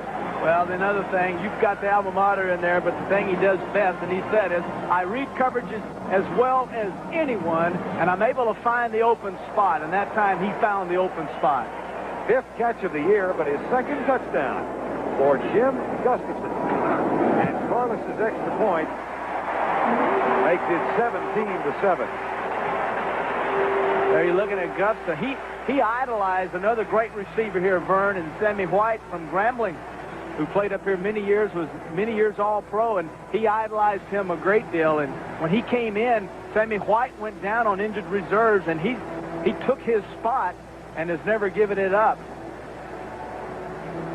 Watch Gustafson lined up to the right. In the right of your screen, you young people out there, if you really want something bad enough, this man is a classic example of never give up on a dream. 4 times he tried out in the National Football League. 4 times he failed, and finally was called back by Bud Grant and has been with the Vikings ever since. So, if you really want something, you want to chase that elusive dream, don't give up on it. Stay with it. That's what this young man did. One of the better athletes on this Viking football team. Bud Grant's son was Jim Gustafson's roommate after he had been cut and was working for a local firm here in Minneapolis. And Grant called him and said, come on back.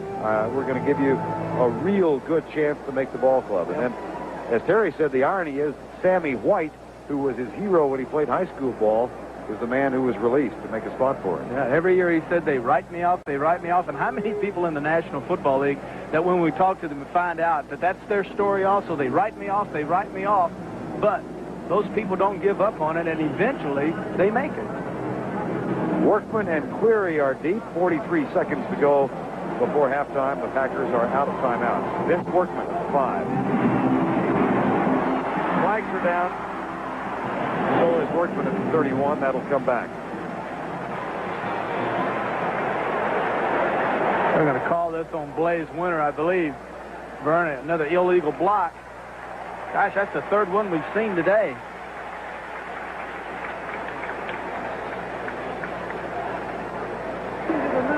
We have illegal block in the back, number 68, half the distance, first down.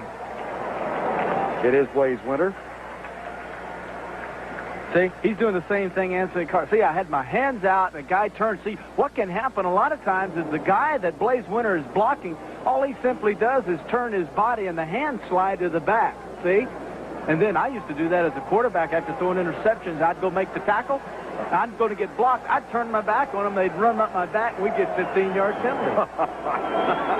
38 seconds to go before halftime. Bukowski hands it off to Fontenot. He's down at the 12-yard line. And again, the Packers are out of timeouts. They had to use 2 for the injuries to Tiger Green and Sean Patterson. Well, if history is going to stand to be repeated again today, I can't wait till the second half. You know, I'll be glad when this one's over with and we can all grab a hot dog and get ready and sit down in our seats if we can stand it, because the second half has been Packer football. Bukowski and these guys light it up, so let's see if that happens. Packers trail by 10. The Vikings lead at 17-7. That's the end of the first half with our score. The Minnesota Vikings 17 and the Green Bay Packers 7.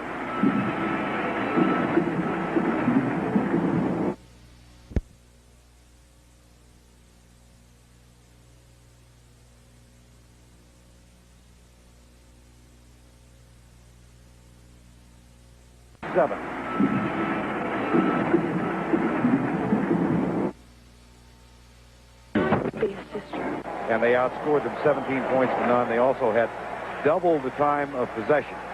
And Herschel Walkers would like to know that Herschel returned the opening kickoff 57 yards, or his first time to have his hands on the ball for the Vikings, but then it was wiped out by a penalty. He also ran 47 yards the first time he touched the ball from scrimmage, but then 2 plays later, Tommy Kramer had a pass intercepted in the end zone. But Walker with 69 yards on 8 carries in the first half. And they try and kick it away from him, but he comes up under the ball and is out to the 23-yard line. 17-7. And Tommy Kramer heads back onto the field. Herschel Walker will stay there. Tommy Kramer in the first half threw for a touchdown to Jim Gustafson. Also had 1 pass intercepted by Ken Stills. 8 of 14 for 96 yards. 17-7. Minnesota leads it. Dozier is in the lineup, and Walker is back on the bench.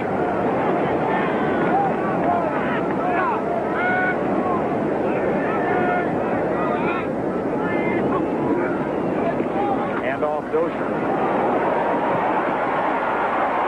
Gets a block from Randall McDaniel, the left guard, who is back in the lineup. He's been out for a couple of weeks with a knee injury. And a flag might wipe this one out. There's an infraction. Illegal motion, number 84, 5 yards, first down. Hassan Jones. Yeah, those type of penalties are simply mental penalties. You just simply aren't concentrating on what your job is, and to get those type of penalties just drive a coach, you go crazy. Jerry Burns can't be pleased. Here we get they get a first down on a running game, which is what they want, and then a senseless penalty right off the bat in the second half. He can't be happy with that. Jerry Burns, who said yesterday, I tell my players, they don't play you to pay you to play, they pay you to win. And we need to win. Up the middle it goes.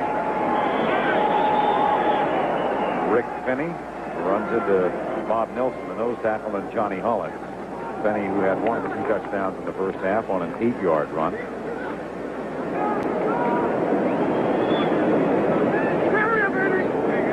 Been a penalty-filled ball game so far. That last one, of course, was against Minnesota, but Green Bay, with a season high of 10 penalties, they only had 20 coming in. So 10 in this ball game for 62, and Minnesota 7 for 48. Sean Patterson out with a knee injury late in the first half. Blaze Winter is in his place.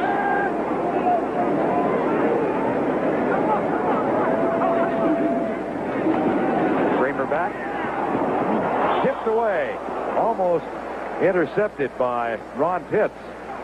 And Steve Jordan had to knock it away. By the way, good news for Packer fans and the family of Sean Patterson. That knee injury has now been diagnosed as not serious. He will not play again today, but the early indications are very positive. So that's good news. He's not back in today. 3rd down and 13. That ball could have been intercepted by Pitts, and Harris had gotten in the face of Kramer, and Kramer threw the ball sidearm to get it underneath the arms of Harris, forcing him to pull it almost, into the arms of Pitts for an interception. Shotgun formation. Blitz. Handoff up the middle. Alfred Anderson, 1st down, all the way out to the 34-yard line.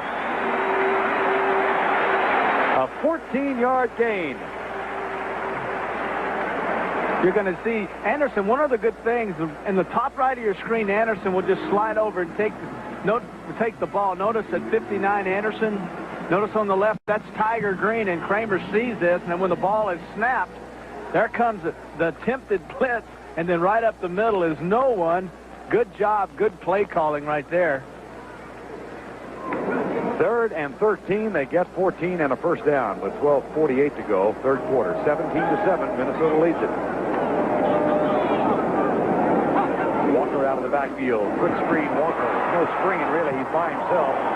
And he's out to the 41-yard line with his first pass reception. And he is a great pass receiver. One of the things that happened in Dallas was that when Tom Landry had Walker, he found out he could catch the ball. And so, therefore, they said, well, let's build a little package around it. Now he's catching the passes. Now they said, well, he can run, so now he can catch. And so they end up building the whole offense around him. And I think it's a mistake that the Vikings would make, Vern, if they built their entire offense around Walker, because of all the weapons they have, they would hurt their football team. 2nd down and 3. Walker. That's a 1st down at the 45-yard line. Brian Noble makes the tackle. And an ovation for Herschel Walker. Well, it's good running by Walker, good blocking.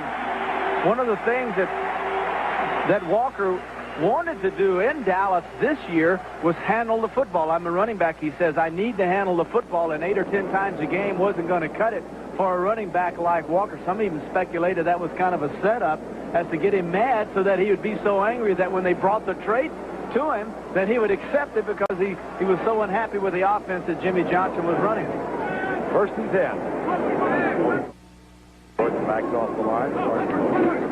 Play fake. Robert Brown has Kramer wrapped up. Boy, he blew by Brian Habib, number 74, who's in there in place of Tim Irwin right now. Brian Habib will be this gentleman's right chair. Keep your eye on him. There he comes down inside. He had a cutoff block, and boy, that's almost impossible, Vern. From the angle he had to block all the way down and get on Robert Brown was a virtually impossible block. So in defense of Habib, he was asked to do something that I don't know if anyone in the National Football League could do, and that's penetrate 2 yards and hit and try to block a guy like Brown, who is so quick and had no one over him. Loss of 12, fighting the clock. They have to call time. The 45-second clock was down to 1 second, and Kramer called timeout. 17-7, 10:33 to go in the quarter. Kramer to Jim Gustafson, all of that after a Rich Carlos field goal. And it's 17-7 now. Minnesota has the ball with a second down and 22 after the 12-yard loss on the sack by Robert Brown. Stunts by the Packer line. The pass deep right side for Anthony Carter. Tipped and incomplete. Good coverage from Ron Pitts.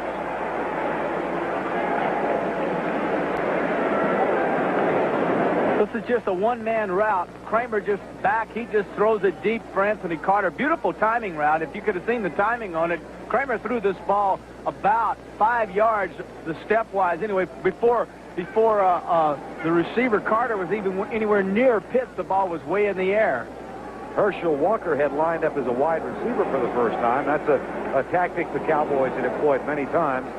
And there's Mark Murphy out on him. Murphy probably lost his breath, hoping he had help. 3rd and 22. Rush from the outside. Kramer gets rid of it, incomplete. Good pressure by the Packer defense. Walker, of course, in his first game here had not had a good year, nor had the Cowboys down in Dallas in games 1 through 5. This afternoon, Herschel with 9 carries for 74 yards. The Cowboys, in his absence, playing the 49ers thus far, have 54 yards as a team. And that's roughly what they've been accomplishing most of the year. Walker, who said he and Cindy will buy a home in Minneapolis and live here in the offseason. That is their intent. They're also going to keep their home in Dallas, however. And New Jersey. And New Jersey. They have homes everywhere. He can afford it. Great punt. Bucky Scribner. Jeff Query at the 15.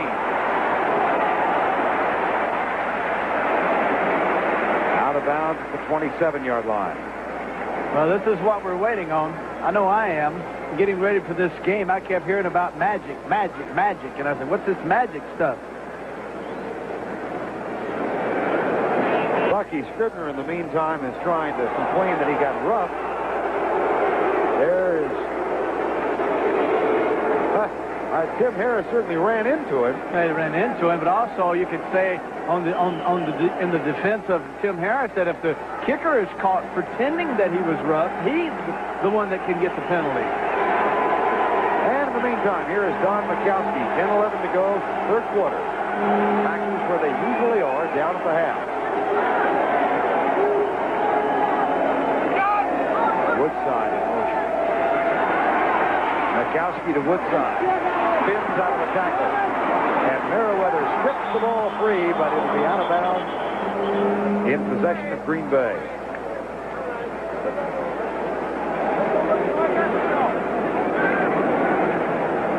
Ball ruled out at the 29-yard line. In the screen, I went to the right. You're going to notice that Millard is lined up over the right guard, outside the right guard. Now, he just comes up to the outside. That's a simple rush. Now, as this follows, we'll just keep you posted to the positions he gets into. And he's at his left again, so it's an over. Terry was talking about halftime. Mikowski, 4 sacks today. Millard. That's his second. Well, he had such good success that he stays same spot. Notice the same spot. This is Studwell lining up behind him. But a single back. Notice the single back 21. Studwell goes with the back. Millard gets around Holstrom. And now, all of a sudden, Mikowski has to step up, and he steps up into the arms of Millard. Good coverage by the Vikings secondary is responsible for the sack. Normally the other way around. 3rd and 9. Blitz. Bullington coming. Pass complete. Harry Kemp with a first down for the Packers at the 43. We said in the first half, because of the pressure the Vikings were putting on Mikowski, that they would have to go to a rollout pocket to get away from the rush, and I was sure that they had this in their game plan.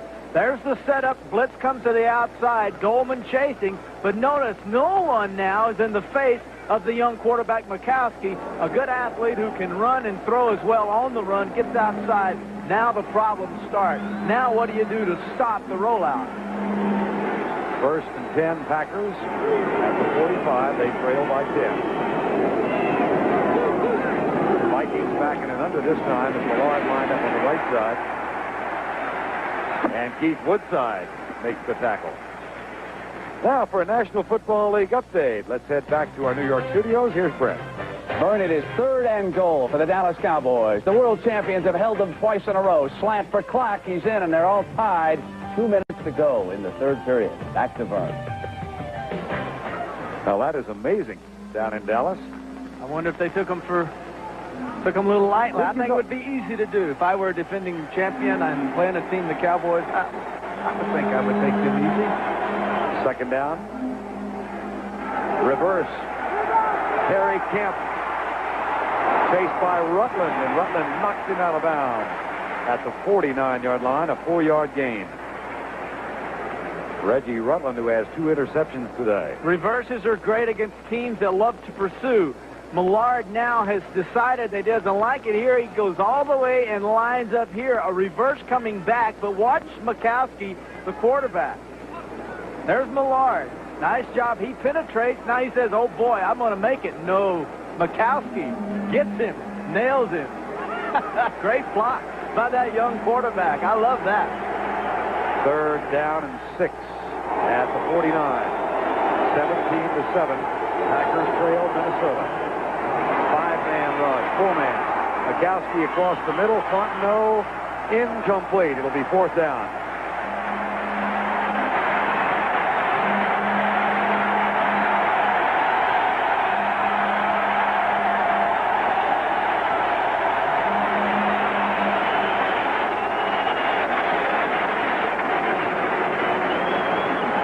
Pete Millard now with 10 sacks for the year. Floyd Peters is defensive coordinator, and Don Bracken comes on the punt. Leo Lewis waits at 10. Excellent punt. Lewis to 6.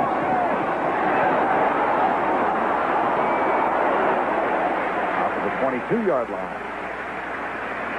Tackle made by Mike Weddington. 17-7 after the 44-yard punt, a 15-yard return. 7:35 to go, 3rd quarter. In the timeout, he and Keith Millard seem to be disagreeing on something, Terry. Well, they're talking about it in front. Millard, so he's telling him, you got to come in when you see the guy go down. You got to come back out and get the reverse. That's what he's talking about. Millard said, I saw the guy try to cut me. I stepped down, and then I went on and pursued. So they're worried about him getting caught inside on pursuit and more reverses by the Packers. And that was during the timeout, and now Minnesota has a 1st down and 10. Walker is in, left tackle. They pitch it out to Alfred Anderson, who comes right, chased by Brian Noble and Mark Murphy, number 37. This is an offense that has not played well, not this game, but in this season. The Vikings have not been a consistent, cohesive offensive unit, and I happen to believe, once again today, it's a little bit better, but it's not the Vikings that I know I'm used to seeing. But I think the injuries to Hassan Jones and to Carter, and especially the tight end Jordan, who we have not heard from yet, is really hurting this offense. These guys are not well, and therefore they're not lighting it up like we're used to seeing them. Jordan goes tight to the left side. Anthony Carter wide right. Hassan Jones split left. Blitz. Kramer reads it. Dozier has it. At the 35-yard line, 1st down before Ken spills it. Ken Still got caught out of position. If the linebackers are going to blitz, and that's your responsibility to cover the back, Stills should get over and line up over the back. And what Ken Stills was thinking was, I won't give this away. I'll line up away from the back, therefore they won't know who I'm covering. But he got caught at his own game, and a good job. The blitz came, Kramer dumped it off to Dozier, and now Still, instead of having his man for a sack, ends up having to chase him and try to prevent the 1st down, which was too late. 1st and 10. Jordan in motion. Hassan Jones with a nice catch at the 41-yard line. Well, let's check in with the Giants and the Redskins. They're playing in New York. Once again, here's Brent. All right, Vern, and here is the most spectacular catch of the day so far. Mark Rippon, 29 yards. Watch Ricky Sanders in the end zone. And the Redskins have taken a lead for the first time with time running out in the third, 10-6. Back to Vern. Okay, Brent, that's a rematch, of course, the second time those two teams have played already this year. And the Giants won the opener on Monday night. Finney and Walker in the backfield now on 2nd down and 5. Toss to Herschel Walker with Finney in front. And they gang up on him. Herschel had this absolutely forlorn look on his face yesterday afternoon after most of the media had gone. Terry and I and Irv Cross and our production staff talking with Herschel. And Terry, of course, makes his home in Dallas now. I did for a number of years. So we were a couple of faces from home for him. And after it was all over, we were walking away, and we said, we'll see you tomorrow. He says, oh, you're leaving? Because he doesn't know where he's staying in town. He was lost. He wasn't sure where the practice facility was. It's got to be disruptive. Like a guy that lost his best friend. That was the look he had. 5:13 to go, third quarter. Kramer.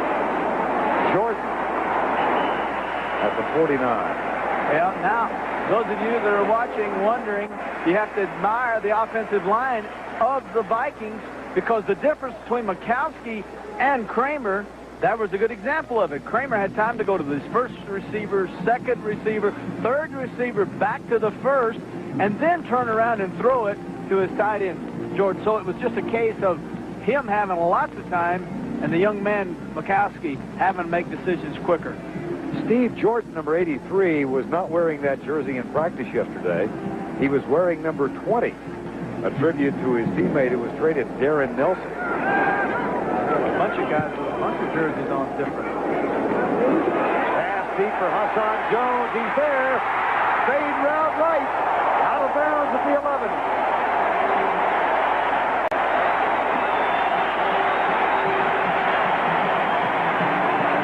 To throw takeoffs. You saw one earlier where Kramer tried to throw it deep to Carter just by simply lining up deep and throwing it deep. Here's the other way you do it. You pump it to hope the corner bites the pump, and then the receiver goes by. Hook and go. Beautiful route run by Hassan Jones. Good job by Kramer getting the ball out there. 84, Jones. Now what? This is designed for the corner. If he's watching Kramer at all, he'll stop. Once he stops, the receiver blows by him. That's a gain of 39. Jones has 4 catches. Alfred Anderson and gets inside the 10 near the 8-yard line. Blaze Winter, number 68, makes the tackle.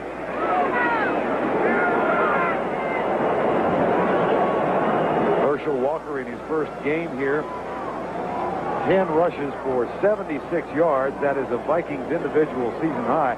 They haven't had a runner over 100 yards in a long time. They haven't had a runner like Herschel Walker ever. And they've got a good one here in Foreman, who was here for a number of years and holds all the Viking records. But Walker is a unique specimen. They haven't seen anything like this guy. Benny in motion. Kramer. Benny. Touchdown.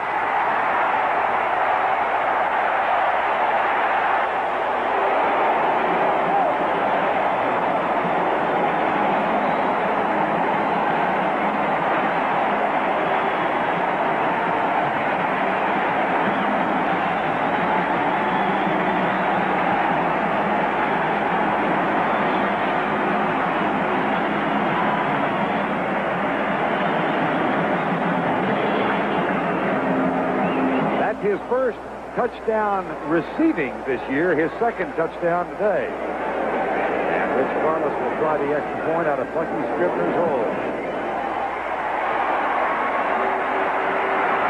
24-7. Watch Finney come across the backfield in motion. The real pressure was put on Kenny Stills, who has the back out of the backfield. Stills 29. Do I try to make the tackle or do I go for the interception? I'm going for the interception.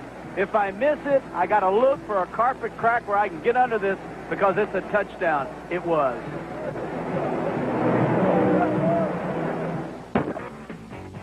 Deep, the Packers have fallen behind 24-7 points. Workman, the rookie from Ohio State. Out to the 25-yard line, and flags are down again. That's almost a normal accompaniment to every kickoff these days. Yes, Jeff Query, 85, was holding Workman up, and Workman gave him a pop right in the back and knocked him about 6 yards. Holding. This side, Fred. This side. Holding. There you go. Number 35. 35. Michael Haddock.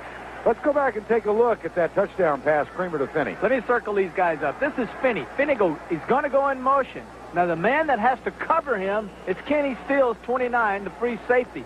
Now, he has to follow him because that's his guy. Now, when Kenny gets to the line of scrimmage, he'll break out, and he'll be wide open for the touchdown. Watch Johnny Holland, 50, say, go with him, go with him. But Stills is behind him, gambles for the interception, misses it, and there's your touchdown. First down and 10 from the 11. Play fake, Mikowski, who's hit only one pass on first down today, is incomplete again. He goes for Ed West, his tight end. Merriweather and Rutland were over there, and Rutland has 2 interceptions already. I played against this offense when it was at Cincinnati, and I have seen it at its best, and it'll drive you absolutely crazy. I would have to say that so far in the first 2.5 quarters, this offense hasn't even been, I mean, this thing's not even warmed up. It's just lukewarm because it's not functioning the way I know that Lenny and Fonte wants to see it function. And the Green Bay Packers used to see it function. 24-7, second down and 10. Millard shifts to the left side, goes by Halston. The pass dropped by Sterling Sharp. And at the very last second, you saw Keith Millard shift from his right side to his left side. This just confuses the line blocking. When you see, this is the man they have to be concerned about, 75. Now he hops and he comes over here and lines up to the other side. Now the left guard, Rich Moran, says, oh, no, now notice the nose tackle offsets, and now Hallstrom has the job of blocking Millard. Third down and 10. Millard with 2 sacks today, 10 on the year. Split threatened by the Vikings. Fullington dances back. Mikowski, safety. Ray Berry.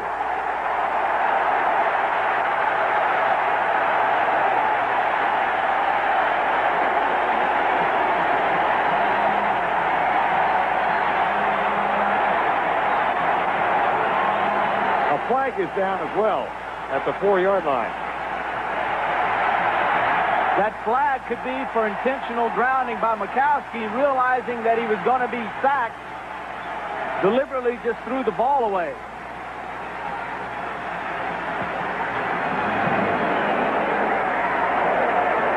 He'll have you used to the hands to the face mask. Number 75 declined. Safety. Ken Rutgers. Barry is lined up. This is Barry coming inside. Now the guard has to come out, Moran, and pick him up. He anticipates the angle where Barry is going to be and fires out after him, but he fired out too soon. Barry was enabled. That enabled Barry to come in behind Moran and get the hand on the young quarterback. Mikowski having a long afternoon. 4 of 15 for 80 yards, 2 interceptions, and now a safety.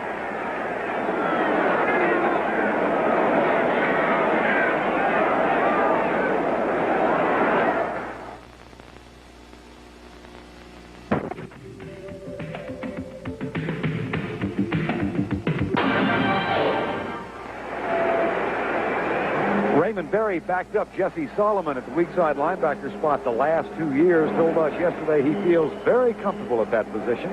He got to start in a playoff game against the Rams last year and had 10 tackles in that spot. Yet the safety here. The free kick taken by Leo Lewis. And he's out to the 43. And a fight is broken out.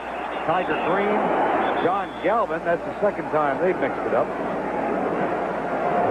Now let's go back and take a look at the safety, Ray Berry, who came from the right side and got to Don Mikowski. Well, the key is Berry will show up. He comes in, and Moran, the guard, has to come out and block him.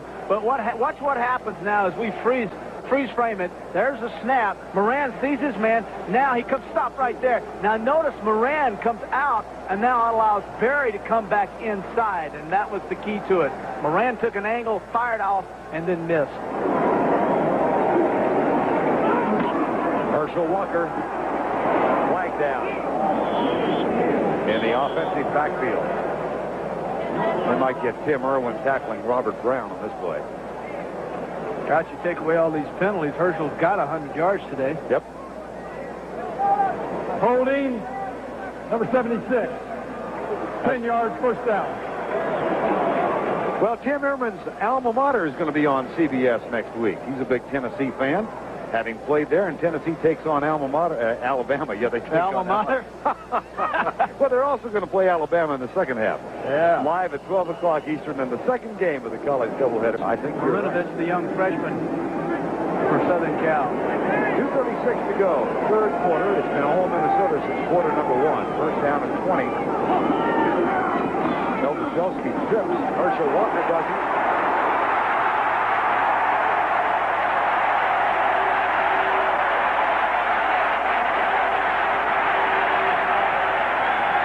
That puts him awfully close to 100 yards in his first game in a Viking uniform. He's got 98. He loves the eye. He ran the eye at Georgia. He loves it because it allows him to turn up with his face and his hips toward the line of scrimmage. He gets inside, and this is a man that will move the piles. He's extremely strong, and by his own admittance to us, he says, I am an ugly runner. Well, he may be ugly, but all they want with the Vikings is the yards, and he's getting them today. That's a gain of 22. He's got 98. And he's in the eye again. Draw play. Herschel Walker. Over 100 for his first game in a Minnesota uniform. I'd put him in the eye, and I'd run him till he couldn't run anymore, because that's what he does best. That's what he likes to do. 101 yards on 12 carries. And he got here Thursday morning. There's the reaction as the crowd realizes he's over 100 yards. They were worried whether or not they could get enough plays for him.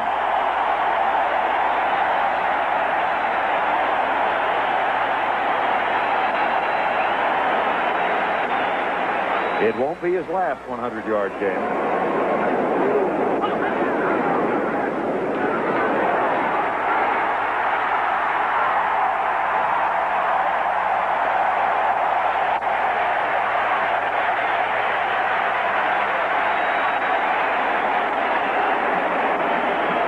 Good for 15 yards. He has to be happy. Enough about Walker. Now let's talk about his offensive line, because look at the holes. This is something he hasn't seen with the Cowboys.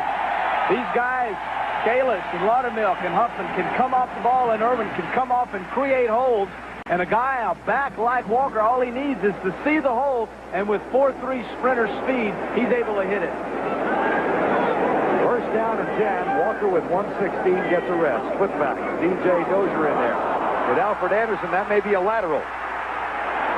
It is, and Green Bay has the football. Ruled a lateral behind Alfred Anderson. Jerry Burns can't believe it. That's the end of the third quarter. With our score 26-7 Minnesota, we now pause for a word from your local station.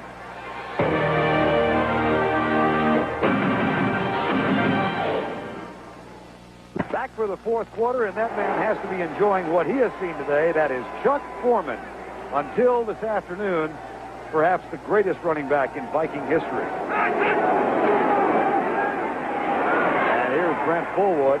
He's knocked down at the 36-yard line. First play of the fourth quarter. Chuck Foreman, a 5-time Pro Bowl selection in 7 years here out of the University of Miami. Terry, I know you played against him. He was a classic back.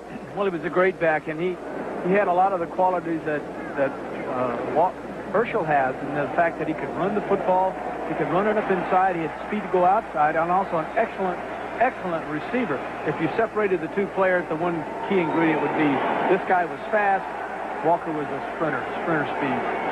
Wave at us, Chuck. I think he just realized he was on. Second down and 7. Into the flat for Fullwood. Chased by Merriweather. Out of bounds at the 50-yard line. Just one more note on Herschel Walker's 100-yard game now. First time in almost 2 years that a Minnesota Viking back has gone over 100. Darren Nelson against the Cowboys, ironically enough, at 118 yards, November 26, 1987. And, of course, Darren Nelson traded to the Cowboys in the trade. 21-14, 49ers lead Dallas now. There's Herschel Walker with 116 yards on 12 carries. Woodside Fontenot in the backfield for Green Bay. 14-11 to go. Fontenot tries the halfback pass. Say goodnight, Keith Millard.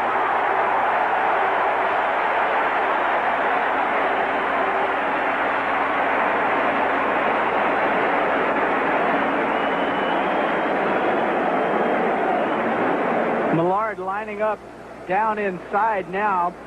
Let me circle him right here. Right in the middle, this is a gadget. This is a lateral back, now a turnaround, now Mikowski.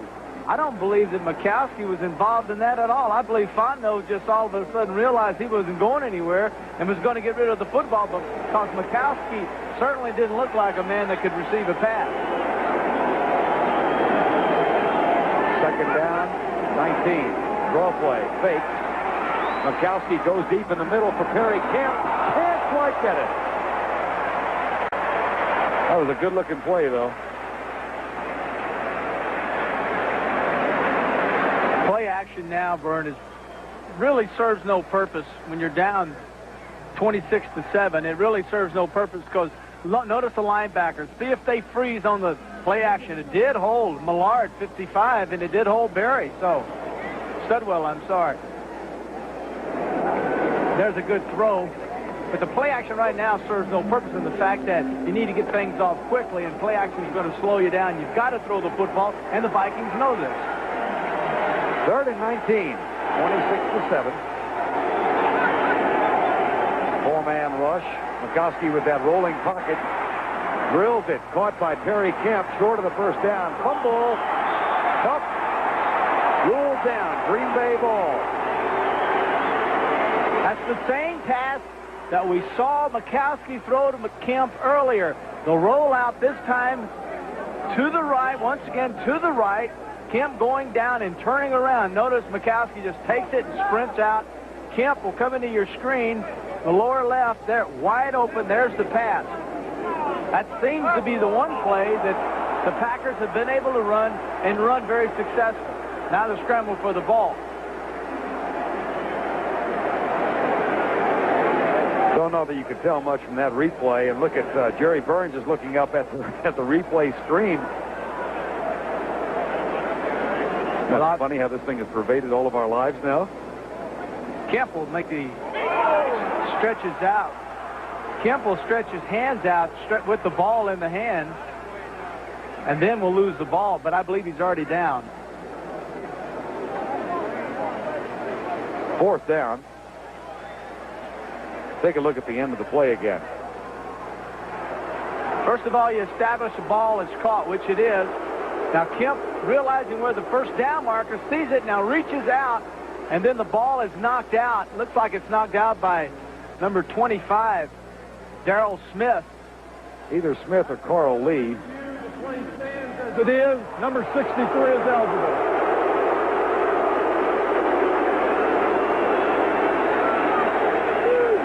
So on fourth down, trailing 26-7. And I'm sure Fritz Graff, the replay official, ruled that inconclusive evidence. 4th and 1, and Green Bay will go for it. Perfect so far in the one time this year. Fullwood. I believe he got it with that little spurt at the end of the run. That's Anthony Dillwig to the left, the third-round draft choice, number 8, the backup quarterback. His grandfather, by the way, is a member of the all-time Packer team, Labby Dillwig, who was a defensive end back in the 20s. So ironic that Anthony Dillwig winds up as a draft choice of the Green Bay Packers. Yeah, Ron Pitts is a Packer. Right. Elijah Pitts, his dad.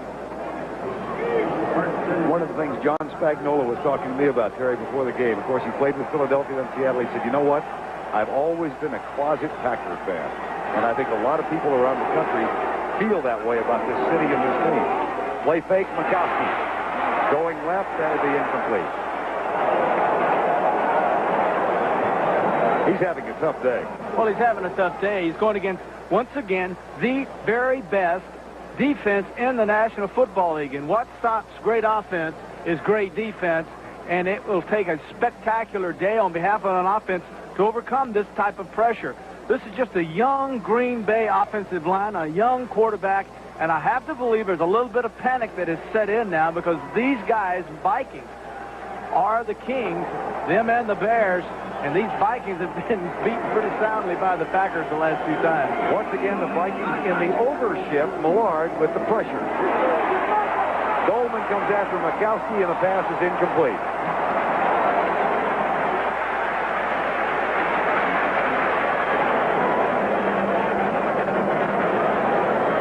Mikowski will bait the rushers. Now watch how deep he sets up, and he'll draw Dolman right to him. And now he says, "Ha-ha, I got you." Now he steps up into his little protective area called the pocket.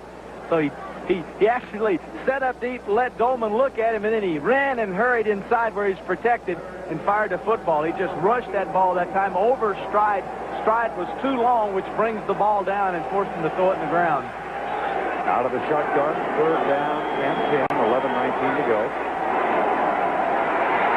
Rush from the outside. Dolman just misses him. Millard gets him. That's 3 for the day.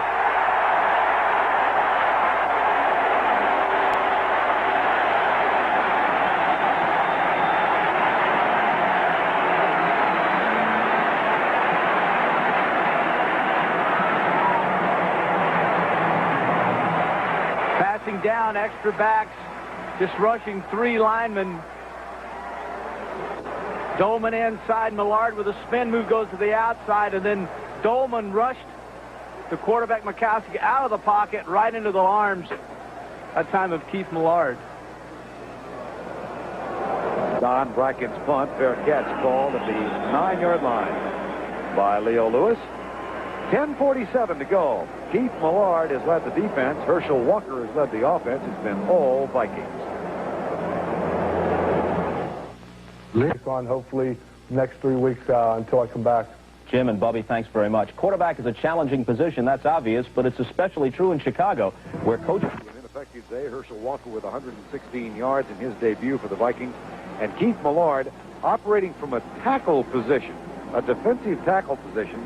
4 sacks today, Terry, and he's got 12 for the year. And that is extremely unusual, Vern, because the key, most of your big sack guy come from the outside. They come from big stand-up linebackers like Lawrence Taylor or Dolman, who's now a defensive end. But in the 4-3, normally your sacks come from the outside, come from ends. But for a tackle like Millard, who has to go through guards, centers, and a back to get to the quarterback, it's just unheard of, and it's very unusual. This guy has 12 sacks already for this year. It's just unheard of. Quick pass to Herschel Walker, who breaks the tackle and then gets up and out of bounds at the 17-yard line. They'll now rule an incomplete pass. Fred Wyant, the referee, said, nope, he trapped it. And Wyant had a pretty good view of it. Eventually what will happen is when Walker goes out, a corner doesn't cover him. A safety normally will come up and cover him. And you see Stills, 29, is the safety covering the back. Had that ball been up in Walker's chest, he catches that thing, man. I'm telling you, this guy can grab him and haul it on down the field. In the background, you might have seen Fred Wyant, who did have a perfect angle on that ball, immediately signaled incomplete. Walker, who said his life has gone in increments of 3 years the last motion on the left side, Irwin and Robert Brown. Look at Tim Irwin. Said it was him, 93. He's excited about Tennessee at Alabama. We have encroachment, number 93, 5 yards, second down. That's the second time now we've seen Robert Brown call for encroachment.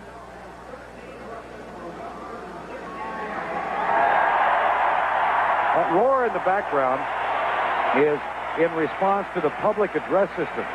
which has just announced that Herschel Walker has rushed for 116 yards. That's the applause you hear resounding throughout America. Novosilski starts in motion. 2nd and 5. Walker. Started to say he's talked about his and a fight breaks out. Brian Noble and looks like, is that Laudermilk? It is. Yeah.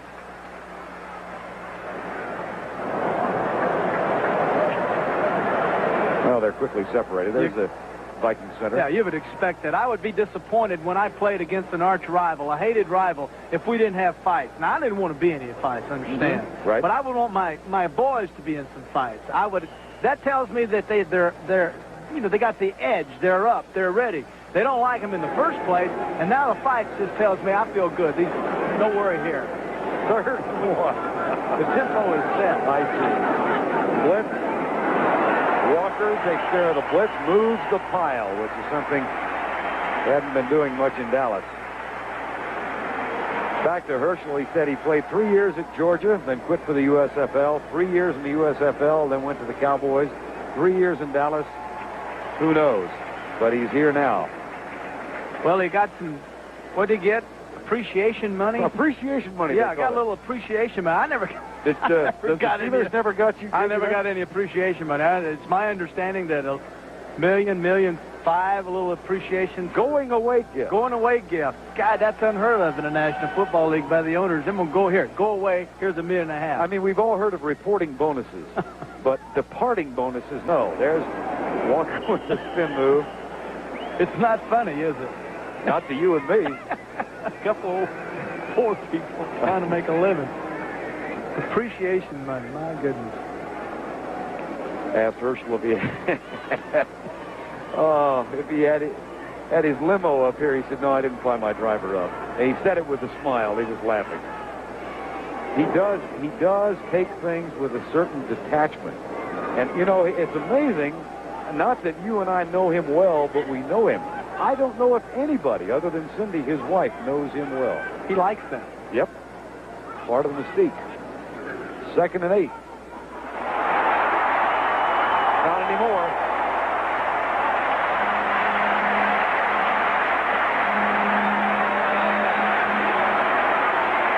This time. Put your eyes in the back of 34 and watch the linebackers. Keep your eyes on the linebackers, these linebackers, and watch what they do, and watch Walker. Notice they go to the left. Now he sets them up, and then he goes back to the right. Good seal blocking by the line. Everyone to the left. Walker cut back to the right. 140 yards on 16 carries for Herschel Walker. 1st and 10, Minnesota, 7:40 to go in the game.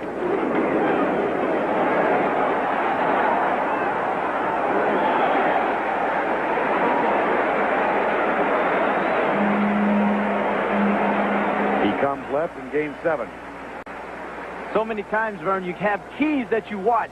Keys for Tommy Kramer is this gentleman. This is Harris, 97. He's lined up to the left, and so with him inside, now the pitch to Walker going outside. Harris inside. The best man rushing is Harris. So now where he is, you just go wide. He's easy to block when he's inside over a guard and between a tackle. There's no way that he can cut off penetration outside. 2nd down and 3, under 7 minutes remaining. Motion in the line. Todd Kalis and Robert Brown this time. Well, Kalis isn't doing any pointing, and Brown's just walking away. Both start, number 74 and 69. 2nd down, 5-yard penalty. Herschel Walker got a private plane to Minneapolis at 6 o'clock Thursday morning. He worked out, rather Friday morning. He worked out Friday afternoon here and then again Saturday.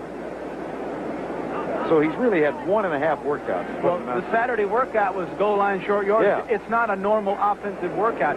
He primarily studied the running game all day Saturday. 2nd down and 8. Alfred Anderson.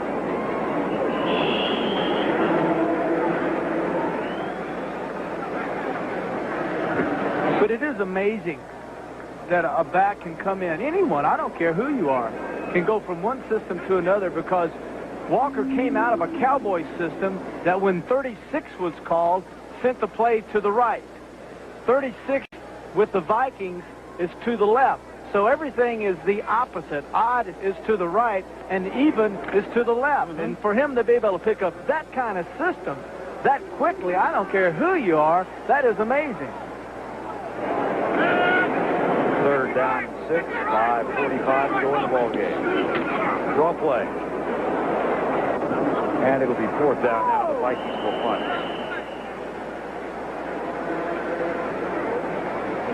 You know, Terry, we talked about the mystique that Walker has, and he is enigmatic. He loves that.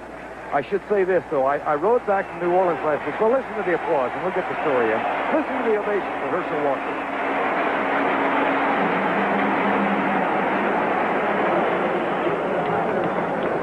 I rode back with John Wooten last week, who is now in the Cowboy front office, a former All-Pro guard who used to block for Jimmy Brown with the Cleveland Browns.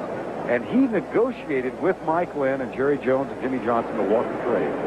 And I was with him on an airplane last Sunday night, asked him what kind of a guy Herschel was. And he said, I can only tell you I have 3 heroes in this sport. Here's Query. Down to 16. He said, my 3 heroes, the guys I most respect, are Ernie Davis, the late Heisman Trophy winner who died of leukemia at 23, Roger Staubach, and Herschel Walker. That's pretty good company.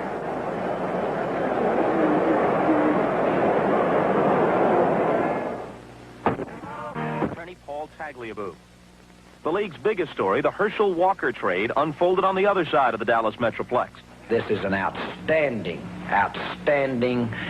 trade regarding the future of the Cowboys, and in my view, an outstanding trade for what we're going to be doing the remainder of the season in 1989.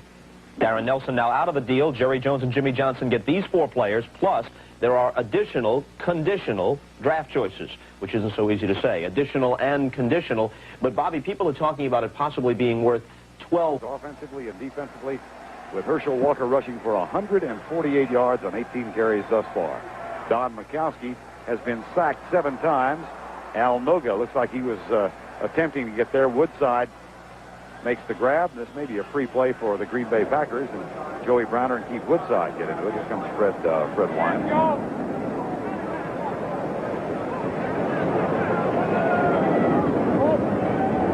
Offside defense, number 99, decline, first down. Al Noga offside.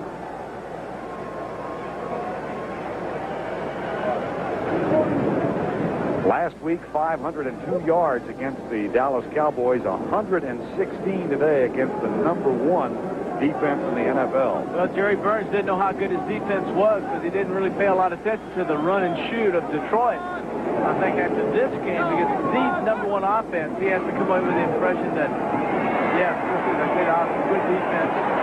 Sterling Sharp. Majkowski with a nice job of being patient, standing in the pocket, and he finds Sharp all the way down to the 42-yard line.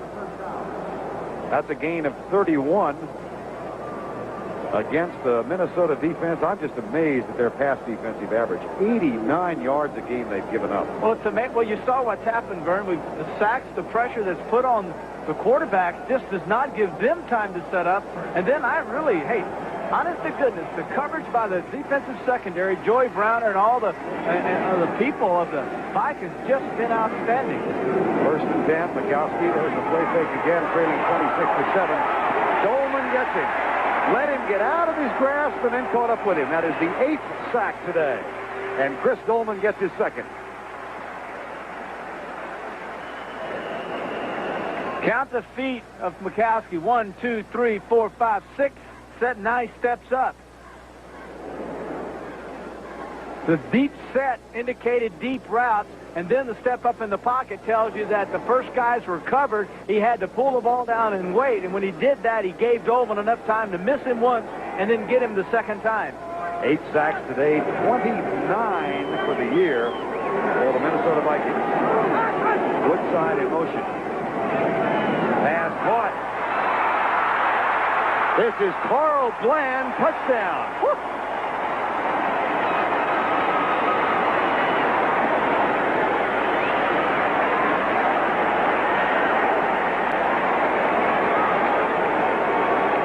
he's not pleased. We've seen it all year long. The quickest way to score is to throw in cut. Mikowski has the time. Ball slides on him a little bit and goes high, but look at the grab by Carl Bland, 83. Notice the in cut. Behind the linebacker, in front of the corner, they run into one another after the reception is made, and Bland sprints into the end zone. That is only Carl Bland's second catch this year, his first touchdown. And Chris Jackie's extra point is up and good. So a 46-yard touchdown pass helps make it a little more respectable. 3:15, though, is all that remains in the ball game. For the police, with the release of Spirit and Newhart. I think it's pretty funny. It's wonderful. Get ready for comedy you can measure. We all can just go ahead and laugh. Monday on CBS. Carl Bland just caught his first touchdown as a Green Bay Packer. He is one of the Plan B acquisitions, of whom there are 7 still remaining on the Packer squad. They signed 20 of the Plan B players in the offseason. And now the Vikings, expecting the onside kick, have Walker back at the 15, but they've got the other 10 men up within 15 yards of the ball. 26-14, 3:15 to go. And here is Chris Jackie. DJ Dozier comes up and recovers it at the 42-yard line. So Minnesota will get it at that spot. Let's go back and take a look at Carl Bland's TD. Watch Mikowski. He'll go 1, 2. He looks to the right, turns around, and spots and spins and throws to the left. In routes, the reason they're so good, the quick slant, Vern. Number one, they're good against man coverage because if you beat the cornerback, there's no free safety and you're off and running. Number two, you can throw them between linebackers and safeties. There's little areas there. That's why they're just a great route to run. Bland, a beautiful route, excellent catch. Mikowski, a real nice throw. Walker's on the bench. Rick Penny gets the toss and goes to the right inside the 40 near the 37-yard line.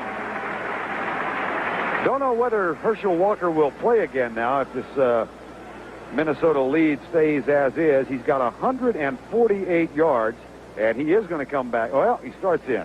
Now he's called back out. And the Green Bay Packers have called time. Herschel with 148 yards today.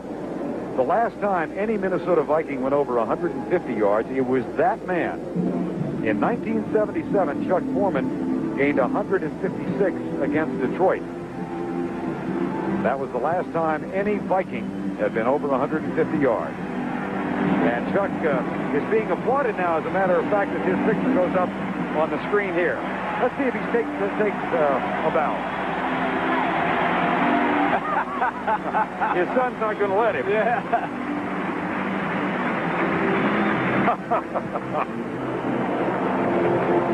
Coming up tonight on CBS, what kind of a White House would let an astrologist decide what day the president should have a news conference?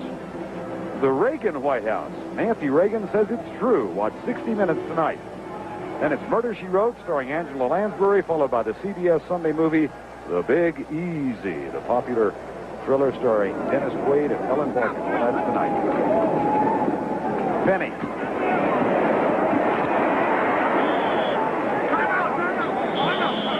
At the 31-yard line, tackle made by Burnell Dent, number 56. Final score is Green Bay calls a timeout now to stop the clock. Elsewhere in the National Football League, the Giants come from behind and hold off the Redskins 20-17. They go 5-1 in the NFC East. And Tampa having a dogfight with Detroit. Tampa is at Washington next week.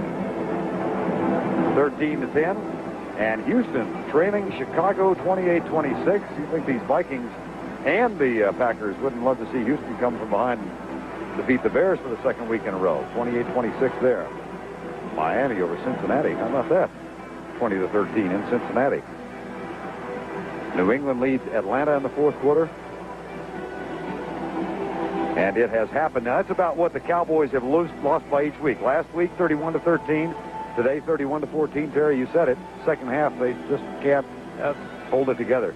And the 49ers win again on the road. Don't have any horses, and the one stallion they have is now galloping up here. Right there. Well, I know Jerry Burns has to be pleased with the effort both offensively and defensively. Primarily, number one, the black and blue division, which is what the Vikings and these Packers are a part of, have always had outstanding running games to complement great defenses. And I believe you win Super Bowls with great running games, great defenses with a mixture of the passing. And historically, the Vikings have always thrown the football, and the 4 times they've appeared in the Super Bowls, they've been beaten all 4 times. With a running game coming on today, with Millard and Dolman and Browner and Bland, all these young people playing so well, you would have to say that the Vikings have gotten to a point in the season where they are really peaking. I really believe it. Now, Burns won't like to hear this, you know, and he won't. He's not one of these coaches that has a VCR that's on, you know, taping this stuff. But from what I've seen today, the Vikings are the last 2 weeks have played outstanding football. Well, and they've got Detroit next on the road, a Lion team that is 0-5, and though playing well down in Tampa today. 3rd and 1. Tommy Kramer, maybe. Burnell Dent, number 56, is up there as part of the tackle. 2:43 to go in the game. On the other side of the corner, we're talking about Burns. You look at Lindy and Fondy, and a team that at this point last year, Vern was 0-5, and they're 3-2 this year. They went out, took $1 million to get into Plan B and spent only $800,000. That counts air travel and whatnot. And he says that by the Plan B, we were able to pick up 8 players that are contributing, and the lower half of our team no longer, which was bad, is no longer there. We don't have a lower half now. We have improved that much. So he is pleased with that phase, and he says the only thing bad about it is once we start getting better players is when Plan B comes around in February or March, we're going to have to protect 37 players, and that's where it's going to start getting harder to do. Who do you protect? Who do you let other teams have a shot at? This is a great coach right here. This guy is going to turn this thing around and has it in the right direction. I love his offense. Measure for the first down, and Tommy Kramer did pick it up. So that'll be a 1st and 10 now for Minnesota with 2:40 remaining in the ball game.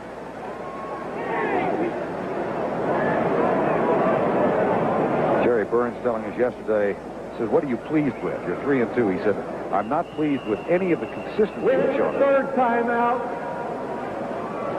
And that is the 3rd timeout. Kramer, I think, is arguing about the spot.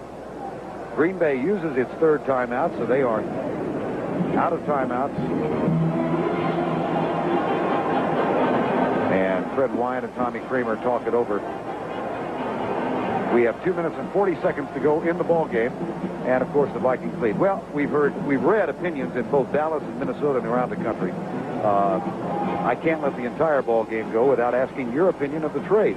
Walker, for all those draft choices, we hear that maybe or maybe not Steve Walsh is going to ultimately be a part of this. I wouldn't be surprised when it's said and done that Walsh isn't up here. I believe that Mr.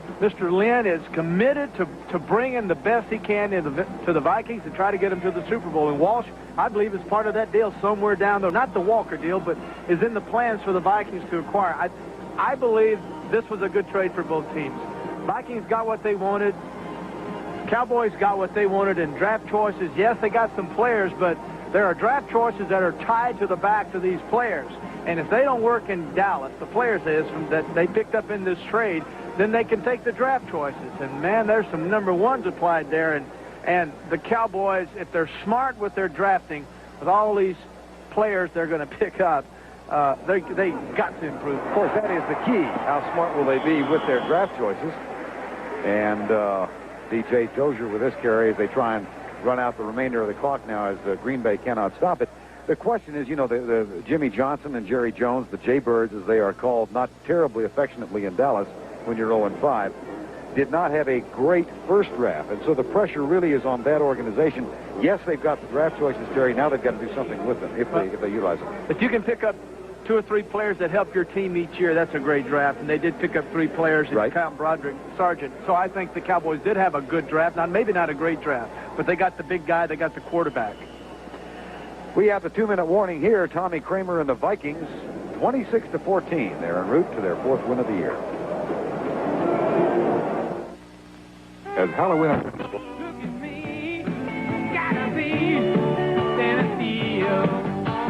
34-yard punt between these two teams, going all the way back to 86. Second down and 2, and the Packers cannot stop the clock. Here's DJ Dozier, and he's down to the 21-yard line. 1:50 to go in the ball game. Next Sunday on CBS, our NFL action begins with the NFL Today at 12:30 Eastern Time. And some of you will see Green Bay as they take on the Miami Dolphins in Miami, and the Minnesota Vikings go into the Silver Dome in Detroit. That's all next Sunday. It begins with the NFL Today at 12:30 Eastern Time. DJ Dozier comes over to the sideline. Mark Deuce-Baba gives his new teammate a hug. For Herschel Walker, 148 yards on 18 carries, 1 catch for 7 yards, and a kickoff return that electrified this sellout crowd the first time he touched the ball for the Vikings. He returned to 57 yards and had it wiped out by an illegal block by Darrell Ingram. That'll be a little footnote to Herschel's history here in Minnesota. Yeah, I would like to see just how long Walker's going to remain the kickoff return artist. If he gets this offense, supposedly gets it down, which I don't know much better he could do today, but I wonder how long he'll continue to return kickoffs. That'll be interesting.